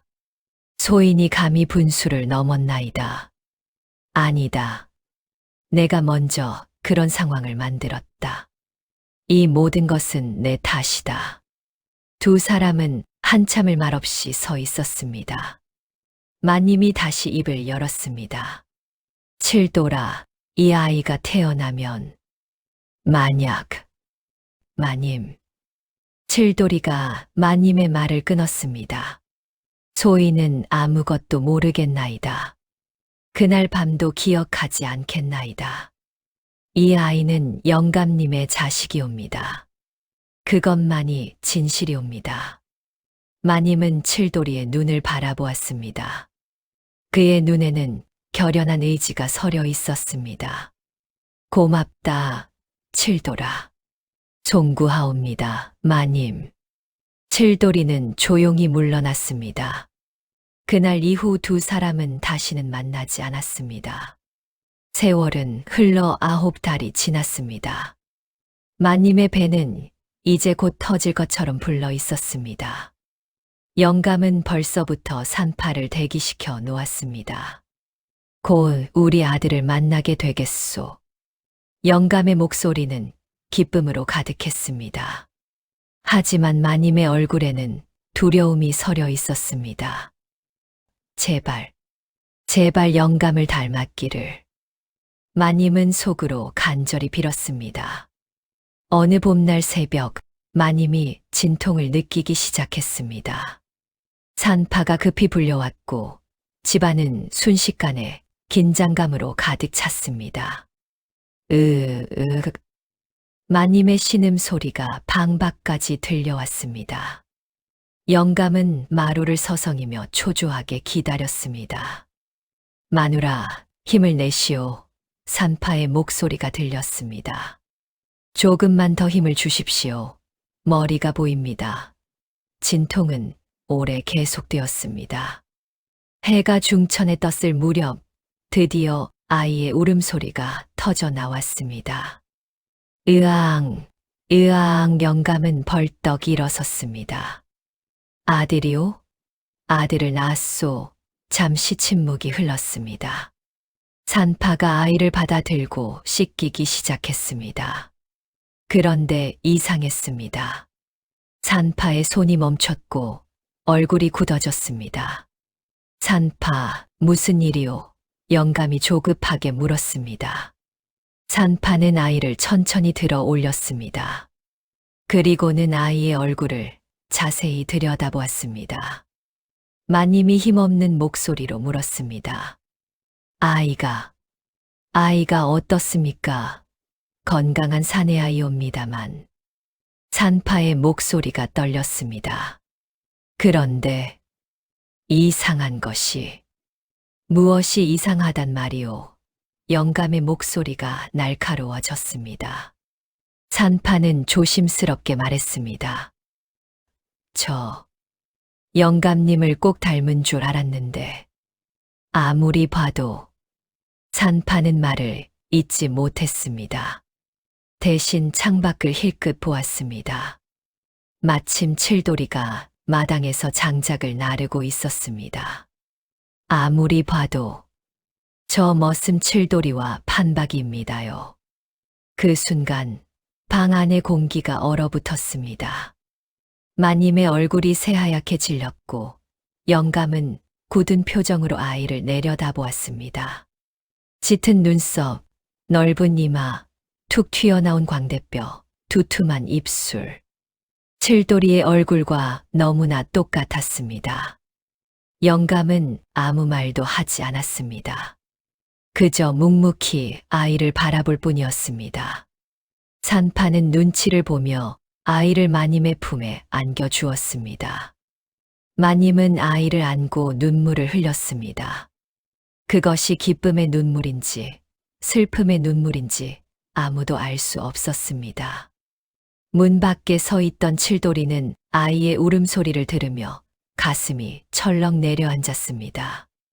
충격적 닮음 산파가 물러간 후 방 안에는 무거운 침묵만이 흘렀습니다. 마님은 아이를 안은 채 몸을 떨고 있었고 영감은 창밖을 바라보며 한참을 서 있었습니다. 밖에서는 하인들이 수군거리는 소리가 들려왔습니다. 아이가 영감님을 안 닮았다던데 산파가 이상한 소리를 했다더군. 무슨 소리? 글쎄 자세히는 모르겠지만 영감이 벌떡 일어나 문을 열었습니다. 시끄럽다. 모두 물러가라. 하인들이 화들짝 놀라 흩어졌습니다. 영감은 문을 닫고 다시 방 안으로 들어왔습니다. 마님은 떨리는 목소리로 말했습니다. 영감, 저는 말하지 마시오. 영감의 목소리는 차가웠습니다. 지금은 아무 말도 듣고 싶지 않소. 영감은 그대로 방을 나가버렸습니다. 마님은 홀로 남아 아이를 안고 흐느꼈습니다. 미안하다, 아가. 미안하다. 며칠 동안 영감은 마님의 방에 들르지 않았습니다. 대신 매일 밤 사랑채에서 술을 마셨습니다. 취기가 오르면 혼잣말을 중얼거렸지요. 10년을 기다렸는데 10년을 집안 분위기는 싸늘하게 식었습니다. 축하 손님들은 더 이상 찾아오지 않았고 친척들도 슬그머니 발길을 끊었습니다. 시어머니는 마님을 냉랭한 눈으로 바라보았습니다. 며느리, 할 말이 있지 않은가? 마님은 고개를 들지 못했습니다. 죄송하옵니다, 어머님. 죄송하다고 그것으로 끝인가? 우리 집안 체면을 어찌할 것인가? 마님은 눈물만 흘렸습니다. 시어머니는 한숨을 내쉬며 물러갔습니다.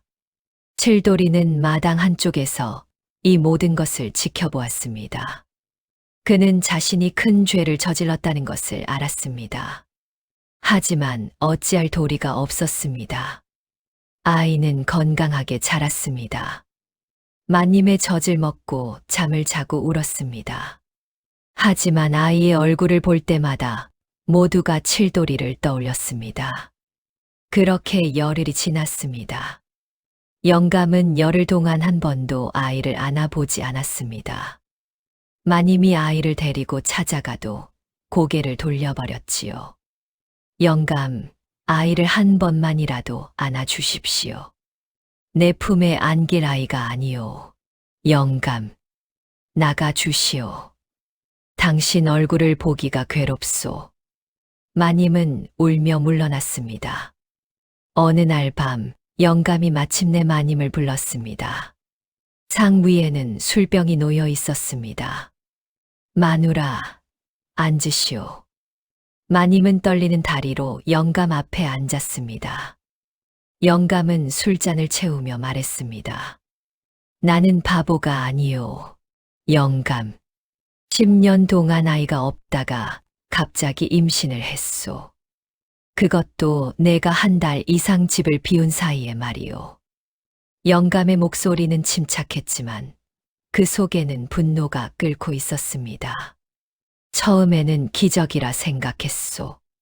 하늘이 우리에게 드디어 자식을 주셨다고 믿었소. 영감, 저는. 하지만 아이를 보는 순간 알았소. 이 아이는 내 핏줄이 아니라는 것을 말이오. 영감은 술잔을 단숨에 비웠습니다. 아이 아비가 누구요? 누구와 그런 짓을 한 것이오? 마님은 고개를 숙이고 떨었습니다. 말씀드릴 수가 없습니다. 말할 수 없다고. 영감이 탁자를 주먹으로 내리쳤습니다. 술잔이 엎어지며 술이 사방으로 튀었습니다. 나는 10년을 기다렸소. 10년을 사람들의 비웃음을 참고 집안 어른들의 눈총을 견디며 기다렸단 말이오. 마님은 눈물만 흘렸습니다. 영감의 목소리는 점점 높아졌습니다. 그런데 당신은 나를 배신했소. 우리 집안을 욕되게 했단 말이오. 마님은 말없이 영감 앞에 엎드렸습니다. 죽여 주십시오. 제 목을 치십시오. 살아있을 낯이 없습니다. 죽이고 싶소. 당장이라도 칼을 들고 싶소. 하지만 영감은 그러지 못했습니다. 10년을 함께 산 정이 있었고 무엇보다 마님을 사랑했던 마음이 남아 있었으니까요. 아이 아비가 누구냐고 물었소. 마님은 떨리는 입술로 말했습니다. 그것만은 말씀드릴 수 없습니다.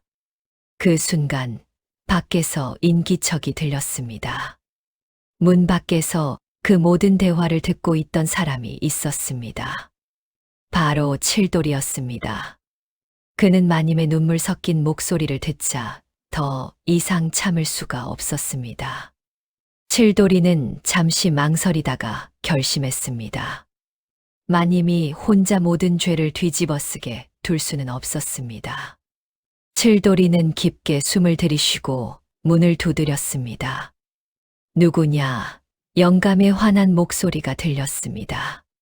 칠돌이는 떨리는 목소리로 말했습니다. 소인 칠돌이옵니다. 영감님께 드릴 말씀이 있사옵니다. 지금 무슨 말을 한다고 들어오느냐? 물러가라. 하지만 칠돌이는 물러서지 않았습니다. 대신 더 큰 목소리로 말했습니다. 영감님, 제발 소인의 말을 들어주시옵소서. 영감은 화가 나서 문을 벌컥 열었습니다. 내가 지금 영감의 말이 멈췄습니다. 칠돌이가 무릎을 꿇고 이마를 땅에 박고 있었기 때문입니다. 영감님, 용서하여 주시옵소서.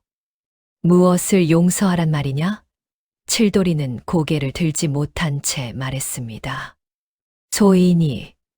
소인이 큰 죄를 지었나이다. 영감의 얼굴이 굳어졌습니다. 그 순간 영감은 모든 것을 깨달았습니다. 내가 그랬단 말이냐? 칠돌이는 대답하지 못했습니다. 하지만 그의 침묵이 곧 대답이었습니다. 영감은 칼을 뽑았습니다. 칼날이 달빛에 번쩍였습니다. 내 이놈, 감히 칼끝이 칠돌이의 목을 향했습니다. 마님이 황급히 뛰어나와 영감의 팔을 붙잡았습니다. 영감, 안 됩니다. 놓으시오. 이놈을 베어야겠소. 제발, 칠돌이를 죽이면 저도 죽겠나이다. 영감은 마님을 뿌리치려 했지만 마님은 놓지 않았습니다. 두 사람은 한참을 그렇게 씨름했습니다. 마침내 영감의 손에서 칼이 떨어졌습니다. 영감은 주저앉으며 울부짖었습니다. 어찌하여 나를 이렇게 만드는 것이오. 마님도 함께 울었습니다. 칠돌이도 고개를 숙인 채 눈물을 흘렸습니다. 그날 밤 세 사람은 각자의 죄책감과 슬픔에 잠겨 밤을 지새웠습니다. 새벽이 밝아왔습니다. 영감은 밤새 한숨도 자지 못했습니다. 눈은 충혈되어 있었고 얼굴은 수척했습니다. 칠돌이는 마당에 무릎을 꿇은 채 그대로 있었습니다. 영감이 나와 칠돌이를 내려다보았습니다. 어떻게 된 일인지 낱낱이 말해보아라. 칠돌이는 떨리는 목소리로 그날 밤의 일을 말하기 시작했습니다. 그날은 비가 억수같이 쏟아지던 밤이었나이다. 소인은 장작을 옮기다가 흠뻑 젖었사옵니다. 칠돌이는 잠시 말을 멈췄다가 다시 이었습니다. 마님께서 불쌍히 여기시어 안으로 들라 하셨나이다. 소인은 거절했어야 했나이다. 하지만 비가 너무 심하여. 그래서 영감의 목소리는 차가웠습니다. 칠돌이는 고개를 더 깊이 숙였습니다. 마님께서 술을 주셨나이다.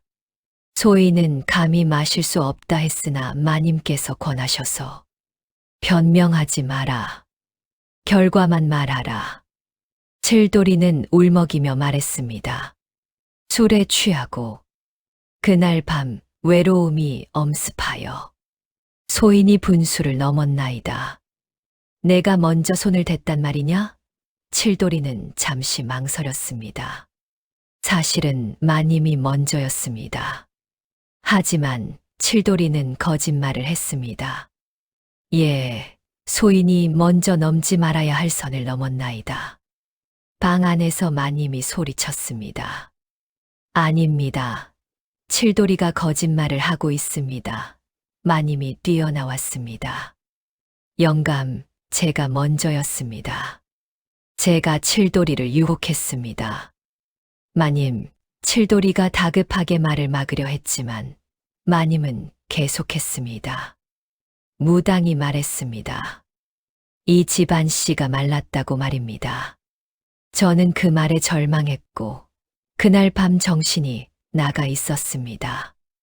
마님은 영감 앞에 무릎을 꿇었습니다. 제가 칠돌이를 잡았습니다. 칠돌이는 거부했으나 제가 놓지 않았습니다. 죄는 전부 저에게 있습니다. 영감은 두 사람을 번갈아 보았습니다.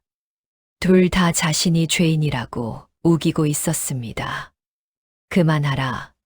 더 들으면 내가 미쳐버리겠다. 영감은 머리를 쥐어뜯으며 울부짖었습니다. 10년을 기다렸는데 이런 결과를 얻게 되다니. 영감은 한참을 그 자리에 서 있었습니다. 분노와 슬픔과 배신감이 뒤섞여 어떤 결정도 내릴 수 없었습니다. 마침내 영감이 입을 열었습니다. 마누라. 예, 영감. 당신은 왜 그랬소? 참고 기다릴 수 없었소. 마님은 눈물을 흘리며 말했습니다. 영감, 저는 10년 동안 매일 밤 울었습니다. 시디댁 식구들의 차가운 눈빛을, 이웃들의 수군거림을 견뎌야 했습니다.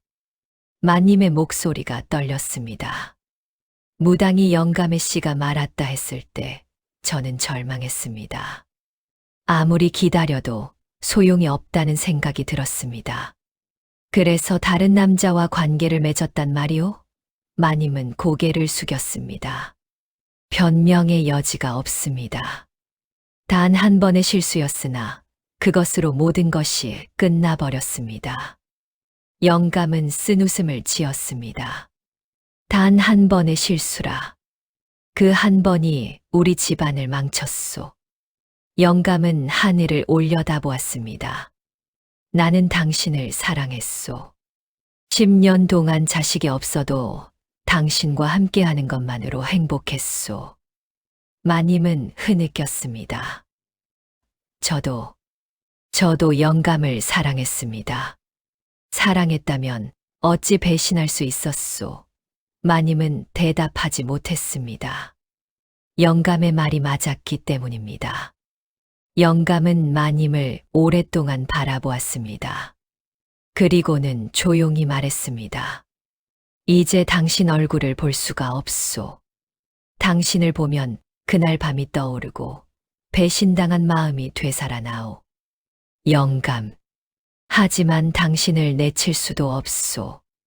우리는 부부이고 10년을 함께 살았소. 영감은 한숨을 내쉬었습니다. 시간이 필요하오. 내가 마음을 정리할 시간이 말이오. 마님은 고개를 끄덕였습니다. 영감은 칠도리를 향해 고개를 돌렸습니다.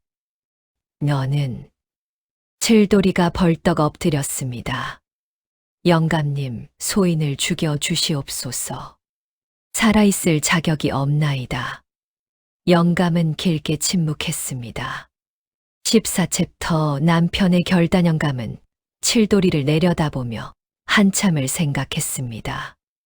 마음속으로는 당장 칼을 들고 싶었지만 이성이 그것을 막았습니다.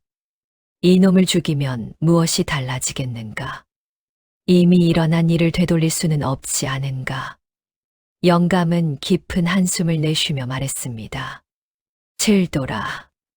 예, 영감님. 너를 죽이는 것은 쉬운 일이다. 하지만 그것으로는 아무것도 해결되지 않는다. 칠도리는 고개를 들지 못했습니다. 영감이 계속 말했습니다. 대신 너는 오늘 당장 이 집을 떠나라. 다시는 이 마을에 발을 들이지 마라. 영감님, 만약 다시 나타난다면 그때는 용서하지 않겠다. 목을 칠 것이다. 칠도리는 고개를 조아리며 말했습니다. 은혜에 감사드리나이다. 소인은 떠나겠나이다. 가거라. 해가 뜨기 전에 이 집에서 사라져라. 칠도리는 마지막으로 마님이 있는 방향을 바라보았습니다. 그리고는 깊이 절을 올렸습니다. 마님, 부디 건강하시옵소서. 소인의 죄 평생 잊지 않겠나이다. 마님은 방 안에서 흐느끼고 있었습니다. 칠도리는 돌아서서 걸음을 옮겼습니다. 영감은 다시 마님에게로 향했습니다. 마누라. 예, 영감. 내가 한 가지 결정을 내렸소. 마님은 떨리는 목소리로 물었습니다. 무슨 결정이십니까? 영감은 잠시 침묵하다가 말했습니다. 이 아이를 내 자식으로 키우겠소. 마님은 놀라서 고개를 들었습니다. 영감, 그게 무슨... 내 핏줄은 아니지만 이 집안의 자손으로 키우겠다는 말이오. 영감의 목소리는 단호했습니다. 세상 사람들이 뭐라 하든 나는 이 아이의 아버지가 되겠소. 그것이 이 집안을 지키는 길이오. 마님은 믿을 수 없다는 표정으로 영감을 바라보았습니다. 영감, 정말 그렇게 하시겠습니까? 대신 조건이 있소. 영감은 마님의 눈을 똑바로 보았습니다. 오늘 일은 영원히 잊어야 하오. 이 아이가 누구의 핏줄인지, 칠도리와 무슨 일이 있었는지 모두 묻어야 하오. 마님은 고개를 끄덕였습니다. 그리고 이 비밀은 우리 둘만 가지고 가야 하오. 무덤까지 말이오. 알겠습니다, 영감. 영감은 마지막으로 말했습니다. 나는 이 아이를 사랑할 수 있을지 모르겠소. 하지만 책임은 지겠소. 그것이 이 집안 가장으로서 내가 할 일이오. 마님은 영감 앞에 엎드려 절을 올렸습니다. 고맙습니다, 영감. 그날 새벽 비슷한 또 비가 내리기 시작했습니다. 마치 그날 밤을 재현하듯 빗줄기가 굵게 쏟아졌습니다. 칠돌이는 자신의 누추한 처소에서 짐을 꾸렸습니다. 가진 것이 없었기에 보따리 하나면 충분했습니다. 몇 벌의 옷가지와 약간의 노자돈이 전부였지요. 칠돌이는 마지막으로 안채를 바라보았습니다. 그곳에는 자신의 핏줄을 이은 아이가 있었습니다. 하지만 그 아이를 만날 수도 안아볼 수도 없었습니다. 칠돌이는 조용히 안채 쪽으로 걸어갔습니다. 아이가 누워있는 방 앞에 무릎을 꿇었습니다. 아가야. 칠돌이의 목소리는 떨렸습니다. 나는 내 아비지만 아비라고 부를 수 없는 사람이다. 빗물이 칠돌이의 얼굴을 타고 흘러내렸습니다. 내가 누구의 피를 이었든 잘 살아다오. 건강하게 자라서 훌륭한 사람이 되어다오. 칠돌이는 마지막으로 방을 향해 깊이 절을 올렸습니다. 나는 평생 너를 그리워할 것이다. 하지만 다시는 만날 수 없을 것이다. 그때 방 안에서 마님이 조용히 문을 열었습니다. 마님은 눈이 퉁퉁 부어 있었습니다. 칠돌이, 마님. 두 사람은 말없이 서로를 바라보았습니다. 마님이 먼저 입을 열었습니다. 미안하다, 칠돌아. 내 때문에 내가 떠나야 하는구나. 아니옵니다, 마님. 모두 소인의 죄옵니다. 마님은 품에서 작은 보자기를 꺼냈습니다. 이것을 가지고 가거라. 노자가 될 것이다. 칠돌이는 고개를 저었습니다. 받을 수 없나이다. 소인은 이미 충분히 죄를 지었나이다. 제발 받아라. 내 마음이 편해야 할 것이 아니냐. 칠돌이는 떨리는 손으로 보자기를 받았습니다. 마님이 다시 말했습니다. 칠돌아, 어디로 가든 건강하게 살아라. 그리고 이 일을 잊고 새 삶을 살아라. 마님, 이 아이는 내가 잘 키우겠다. 내가 걱정하지 않아도 된다. 칠돌이는 눈물을 흘리며 고개를 끄덕였습니다. 부디 건강하시옵소서, 마님. 칠돌이는 마지막으로 아이가 누운 방을 바라보았습니다. 그리고는 돌아서서 걸어 나갔습니다. 영감이 멀리서 그 모습을 지켜보고 있었습니다. 칠돌이는 영감을 향해 한 번 더 절을 올렸습니다. 영감님의 은혜 평생 잊지 않겠나이다. 영감은 아무 대답도 하지 않았습니다. 칠돌이는 고개를 돌려 대문을 나섰습니다. 비는 계속 내렸고 칠돌이의 뒷모습은 점점 빗줄기 속으로 사라져 갔습니다. 16챕터 비밀을 묻다 칠돌이가 떠난 후 집안은 조용해졌습니다. 영감은 그날부터 아이를 자신의 아들로 대했습니다. 비록 마음속으로는 복잡했지만 겉으로는 아무렇지 않은 척했습니다. 이 아이 이름은 석주라 하겠소. 영감이 말했습니다. 석주라는 이름은 돌기둥이라는 뜻으로 집안의 기둥이 되라는 의미였지요. 마님은 고개를 끄덕였습니다. 좋은 이름입니다, 영감. 영감은 집안 사람들을 모두 불러 모았습니다. 오늘부터 이 아이는 우리 집안의 적자이다. 누구든 이 아이를 함부로 대하거나 이상한 소문을 퍼뜨리는 자는 용서하지 않겠다. 하인들은 모두 고개를 숙였습니다. 알겠습니까? 예, 영감님. 영감은 특히 산파를 따로 불렀습니다. 내가 한 말 기억하느냐? 산파는 떨며 대답했습니다. 송구하옵니다, 영감님. 오늘부터 그 말은 없었던 일이다. 만약 밖에 나가서 헛소리를 한다면 너뿐만 아니라 내 가족까지 해를 입을 것이다. 산파는 바닥에 엎드렸습니다. 명심하겠나이다, 영감님. 영감은 시어머니도 찾아갔습니다. 어머님, 무슨 일이냐? 석주에 대해 어머님께서도 이상한 말씀을 하지 말아 주시옵소서. 시어머니는 한숨을 쉬었습니다. 내가 그렇게 결정했다면 나도 따르마. 하지만 그 아이 얼굴을 볼 때마다 어머님, 제발입니다. 시어머니는 고개를 끄덕였습니다. 알았다. 내 입을 닫고 임마. 영감은 마을 사람들에게도 돌잔치를 크게 열었습니다. 온 동네를 초대하여 음식을 나눠주고 아이의 탄생을 축하했습니다. 우리 석주가 건강하게 태어났으니 모두 함께 기뻐해 주시오. 사람들은 축하를 전했습니다. 누군가는 수군거렸지만 감히 영감 앞에서 이상한 말을 하지는 못했습니다. 마님은 아이를 품에 안고 웃었습니다. 하지만 그 웃음 뒤에는 깊은 슬픔이 숨어 있었습니다. 밤이 되자 영감과 마님은 마주 앉았습니다. 마누라, 예, 영감. 우리는 오늘부터 이 일을 완전히 잊어야 하오.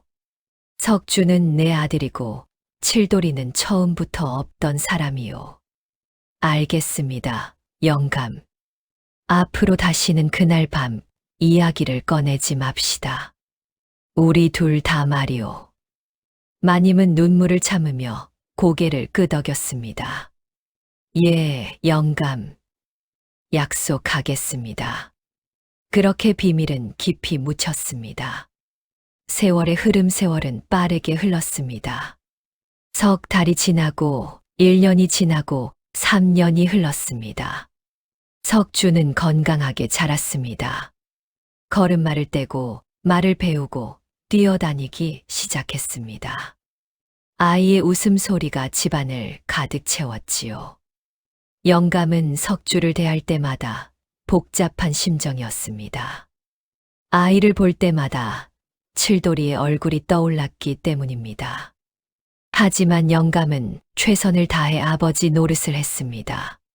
석주야, 이리 오너라. 예, 아버님. 석주는 영감에게 달려왔습니다. 영감은 석주를 무릎에 앉히고 글을 가르쳤습니다. 이것이 무슨 글자냐? 하늘천, 땅지. 그래, 잘했다. 영감은 석주의 머리를 쓰다듬었습니다. 그 순간 영감의 마음속에서 미묘한 감정이 일었습니다. 핏줄은 아니지만 정이 들기 시작한 것입니다. 마님은 석주를 극진히 돌보았습니다. 밤낮으로 아이를 보살폈고 아이가 아프면 밤을 새워 간호했습니다. 석주야, 밥을 많이 먹어야 한다. 예, 어머님. 석주는 순한 성격이었습니다. 말을 잘 듣고 효심이 깊었으며 공부도 열심히 했습니다. 마을 사람들은 석주를 칭찬했습니다. 영감님 댁 도련님은 참 훌륭하게 잘하시는군요. 그렇습니다. 장차 큰 인물이 되실 것입니다. 하지만 간혹 수군거리는 사람들도 있었습니다. 그런데 도련님이 영감님을 안단지 않았소. 그런 말 하는 게 아니오. 시간이 흐르면서 사람들의 기억도 희미해졌습니다. 석주가 태어났을 때의 소동을 기억하는 사람은 점점 줄어들었지요. 5년이 지났을 때 마님은 영감에게 조심스럽게 물었습니다. 영감, 석주를 어떻게 생각하십니까? 영감은 잠시 침묵하다가 말했습니다. 처음에는 보기 싫었소. 하지만 이제는 내 아들 같소. 마님의 눈에 눈물이 고였습니다. 고맙습니다, 영감. 고마워하지 마시오. 내가 선택한 길이오. 영감은 마님의 손을 잡았습니다. 우리 석주를 훌륭하게 키웁시다. 그것이 우리가 할 수 있는 일이오. 마님은 고개를 끄덕였습니다. 10년이 흘렀습니다. 석주는 이제 10살이 넘은 소년이 되었습니다.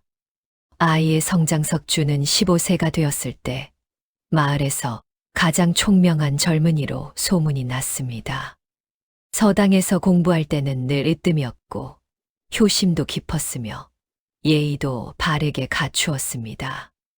석주야, 오늘 공부는 어땠느냐? 영감이 물었습니다. 석주는 공손하게 대답했습니다.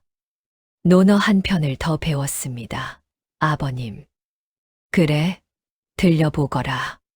석주는 막힘없이 논어를 외웠습니다. 영감은 흐뭇한 표정을 지었습니다. 잘했다. 내가 자랑스럽구나. 감사합니다, 아버님. 석주는 영감을 친아버지로 알고 자랐습니다. 영감도 이제는 석주를 진짜 아들처럼 사랑했습니다. 핏줄이 아니라는 사실은 이제 중요하지 않았습니다. 어느 날 석주가 마님에게 물었습니다. 어머님, 제가 태어났을 때 이야기를 들려주십시오. 마님은 잠시 멈칫했습니다. 왜 갑자기 그런 것을 묻느냐? 그저 궁금해서입니다. 마님은 조심스럽게 말했습니다. 내가 태어났을 때 온 집안이 기뻐했단다. 10년을 기다린 끝에 얻은 귀한 아들이었으니까. 10년이요. 그래. 아버님과 어머니가 혼인한 지 10년 만에 내가 태어났단다. 석주는 고개를 끄덕였습니다. 그렇군요. 그럼 저는 정말 귀한 자식이네요. 그렇단다. 우리 집안의 보물이지. 마님은 석주를 꼭 안아주었습니다. 석주가 20세가 되었을 때 과거 시험을 보러 한양으로 떠났습니다. 영감과 마님은 대문 앞에서 석주를 배웅했습니다. 석주야, 몸 조심하고 꼭 합격하거라. 예, 아버님. 반드시 좋은 소식을 가지고 돌아오겠습니다. 석주는 말에 올라 한양으로 향했습니다. 영감과 마님은 석주의 뒷모습이 사라질 때까지 바라보았습니다. 석주가 잘할 것입니다, 영감. 그래야 할 텐데. 영감은 한숨을 쉬었습니다. 마누라, 우리가 잘 키운 것 같소. 영감의 덕분입니다. 아니요. 우리 둘 다 노력했소. 두 사람은 서로를 바라보며 미소 지었습니다. 지난 20년 동안의 고통과 슬픔이 조금은 치유된 것 같았습니다. 한 달 후 석주가 돌아왔습니다. 그의 손에는 합격증이 들려 있었습니다. 아버님, 어머님, 제가 합격했습니다. 정말이냐? 영감은 석주를 꼭 안아주었습니다. 마님도 기쁨의 눈물을 흘렸습니다. 잘했다, 석주야. 정말 잘했다. 집안은 축제 분위기가 되었습니다. 온 마을 사람들이 찾아와 축하를 전했습니다. 영감님, 도련님이 대단하십니다. 과거에 합격하시다니 집안의 영광입니다. 영감은 자랑스러운 표정을 지었습니다. 모두 석주가 노력한 덕분이요. 그날 밤 석주는 부모님께 절을 올렸습니다. 아버님, 어머님, 저를 여기까지 키워주셔서 감사합니다.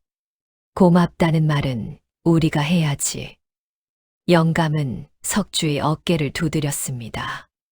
석주가 25세가 되던 해 뜻밖의 소식이 들려왔습니다. 이웃 마을에서 한 노인이 쓰러져 죽어가고 있다는 것이었습니다. 그 노인은 다름 아닌 칠돌이었습니다. 칠돌이는 집을 떠난 후 여러 곳을 떠돌다가 이웃 마을에 정착했습니다. 평생 홀로 살며 힘든 일을 하다가 병을 얻었지요. 마님은 그 소식을 듣자마자 가슴이 철렁했습니다. 영감, 칠돌이가 알고 있소. 영감도 이미 소식을 들었습니다. 두 사람은 한참을 침묵했습니다. 가봐야 하지 않겠소. 마님이 조심스럽게 물었습니다. 영감은 고개를 끄덕였습니다. 그래야겠소. 25년 전 일이지만 그래도 두 사람은 이웃마을로 향했습니다. 칠돌이는 누추한 오두막에 누워 있었습니다. 한때 건장했던 모습은 온데간데 없고 수척하고 늙은 노인이 되어 있었습니다. 영감님, 마님. 칠돌이는 두 사람을 보자 눈물을 흘렸습니다. 이렇게 찾아와 주시다니. 송구하옵니다. 칠돌아, 그간 어찌 지냈느냐? 마님이 물었습니다. 칠돌이는 씁쓸하게 웃었습니다. 그저 하루하루 연명했을 뿐이옵니다. 영감이 물었습니다. 장가는 들었느냐? 아니옵니다. 평생 혼자 살았나이다. 칠돌이는 기침을 하며 말을 이었습니다. 석주는 잘 자라고 있습니까? 마님은 고개를 끄덕였습니다. 잘 자랐다. 과거에도 합격하여 이제 벼슬길에 나아가려 한다. 그렇군요. 다행입니다. 칠돌이의 눈에서 눈물이 흘러내렸습니다. 저는 평생 그 아이를 그리워하며 살았나이다. 멀리서라도 한 번 보고 싶었으나 영감님과의 약속이 있었기에. 영감은 칠돌이의 손을 잡았습니다. 고생이 많았구나, 칠돌아. 영감님, 내가 약속을 지켜준 것 고맙게 생각한다. 칠돌이는 흐느꼈습니다.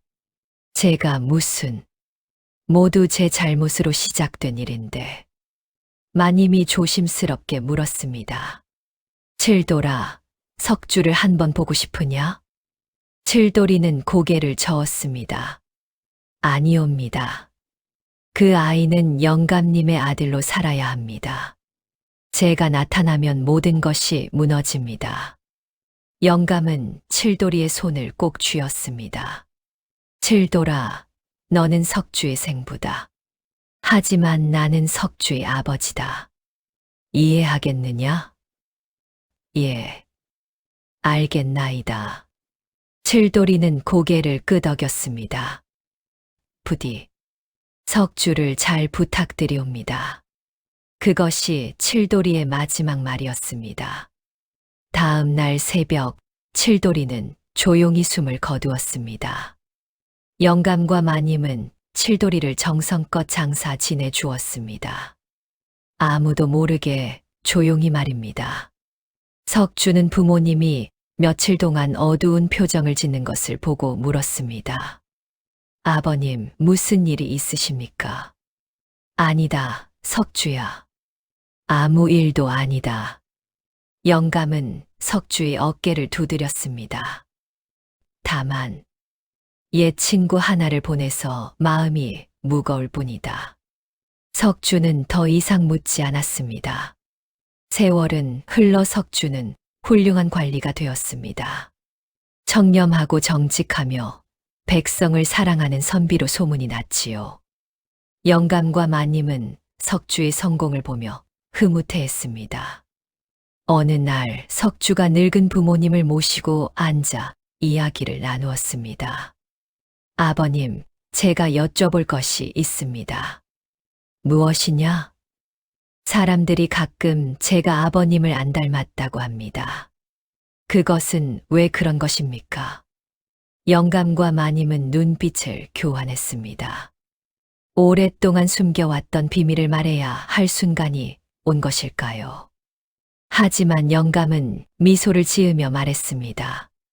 석주야, 사람이 사람을 닮는 것은 얼굴만이 아니란다. 무슨 말씀이십니까? 내가 나를 닮지 않았다 해도 내 마음씨와 효심은 나를 닮았다. 그것이 더 중요한 것 아니겠느냐. 석주는 고개를 끄덕였습니다. 그렇군요, 아버님. 영감은 석주의 손을 잡았습니다. 석주야, 피가 같다고 가족이 되는 것은 아니다. 함께 살아가며 사랑하고 아끼는 마음, 그것이 진짜 가족을 만드는 것이란다. 명심하겠습니다. 아버님. 석주는 부모님께 깊이 절을 올렸습니다.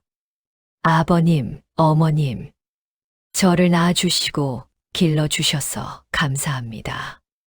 평생 은혜를 잊지 않겠습니다. 마님은 눈물을 흘렸습니다. 고맙다, 석주야. 내가 있어서 우리는 행복했단다. 그날 밤 영감과 마님은 마주 앉았습니다. 마누라, 우리 잘한 것 같소. 예, 영감. 석주를 훌륭하게 키웠습니다. 25년이 흘렀소. 긴 세월이었소. 하지만 후회는 없습니다. 영감은 마님의 손을 잡았습니다. 나도 그렇소. 비록 험난한 길이었지만 우리는 이겨냈소. 두 사람은 서로를 바라보며 미소 지었습니다. 세월이 더 흘러 영감과 마님은 편안한 노년을 보냈습니다. 석주는 부모님을 극진히 모셨고 손자들도 태어나 집안은 더욱 번성했습니다. 영감이 임종할 때 석주를 불러 마지막 말을 남겼습니다. 석주야. 예, 아버님. 내가 내 아들이어서 자랑스럽다. 아버님. 석주는 울며 아버지의 손을 잡았습니다. 저도 아버님의 아들이어서 자랑스럽습니다. 영감은 미소를 지으며 눈을 감았습니다. 마님도 몇 년 후 세상을 떠났습니다. 죽기 전 마님은 석주에게 말했습니다. 석주야, 내가 태어났을 때 많은 일이 있었단다. 어머님, 무슨 말씀이십니까? 하지만 그 모든 것은 중요하지 않다. 내가 훌륭하게 자라준 것, 그것만으로 충분하단다. 어머님, 편히 쉬십시오. 마님은 석주의 손을 꼭 쥐고 조용히 숨을 거두었습니다. 이 이야기를 전하는 어른들은 마지막에 이렇게 말합니다. 보시오, 피가 같다고 아비가 되는 게 아니고 끝까지 책임지고 사랑하는 사람이 진짜 아비입니다. 그리고 한 번의 잘못도 평생의 책임이 따른다는 것을 잊지 말아야 합니다. 하지만 그 책임을 끝까지 지는 것, 그것이 진정한 어른의 도리이지요. 옛말에 백절불굴이라는 말이 있습니다. 어떠한 난관에도 굽히지 않고 이겨나간다는 뜻이지요. 이 이야기의 영감은 배신과 고통 속에서도 책임을 져버리지 않았습니다. 그것이 바로 진정한 어른의 모습이 아니겠습니까? 또한 이 이야기는 우리에게 가족의 의미를 되새기게 합니다. 가족은 피로만 이어지는 것이 아니라 사랑과 책임과 헌신으로 만들어지는 것입니다. 석주가 훌륭하게 자랄 수 있었던 것은 영감의 변함없는 사랑과 마님의 정성 어린 보살핌이 있었기 때문입니다. 여러분도 살아가며 힘든 선택을 해야 할 때가 있을 것입니다. 그때 이 이야기를 떠올려 보십시오. 옳은 길이 항상 쉬운 것은 아니지만 그 길을 끝까지 가는 것이 진정한 용기라는 것을 말이지요. 다음 영상을 빠르게 만나보시려면 좋아요와 구독을 눌러주세요. 그럼 더 재미있는 영상으로 찾아뵙겠습니다. 모두 행복한 하루 보내세요.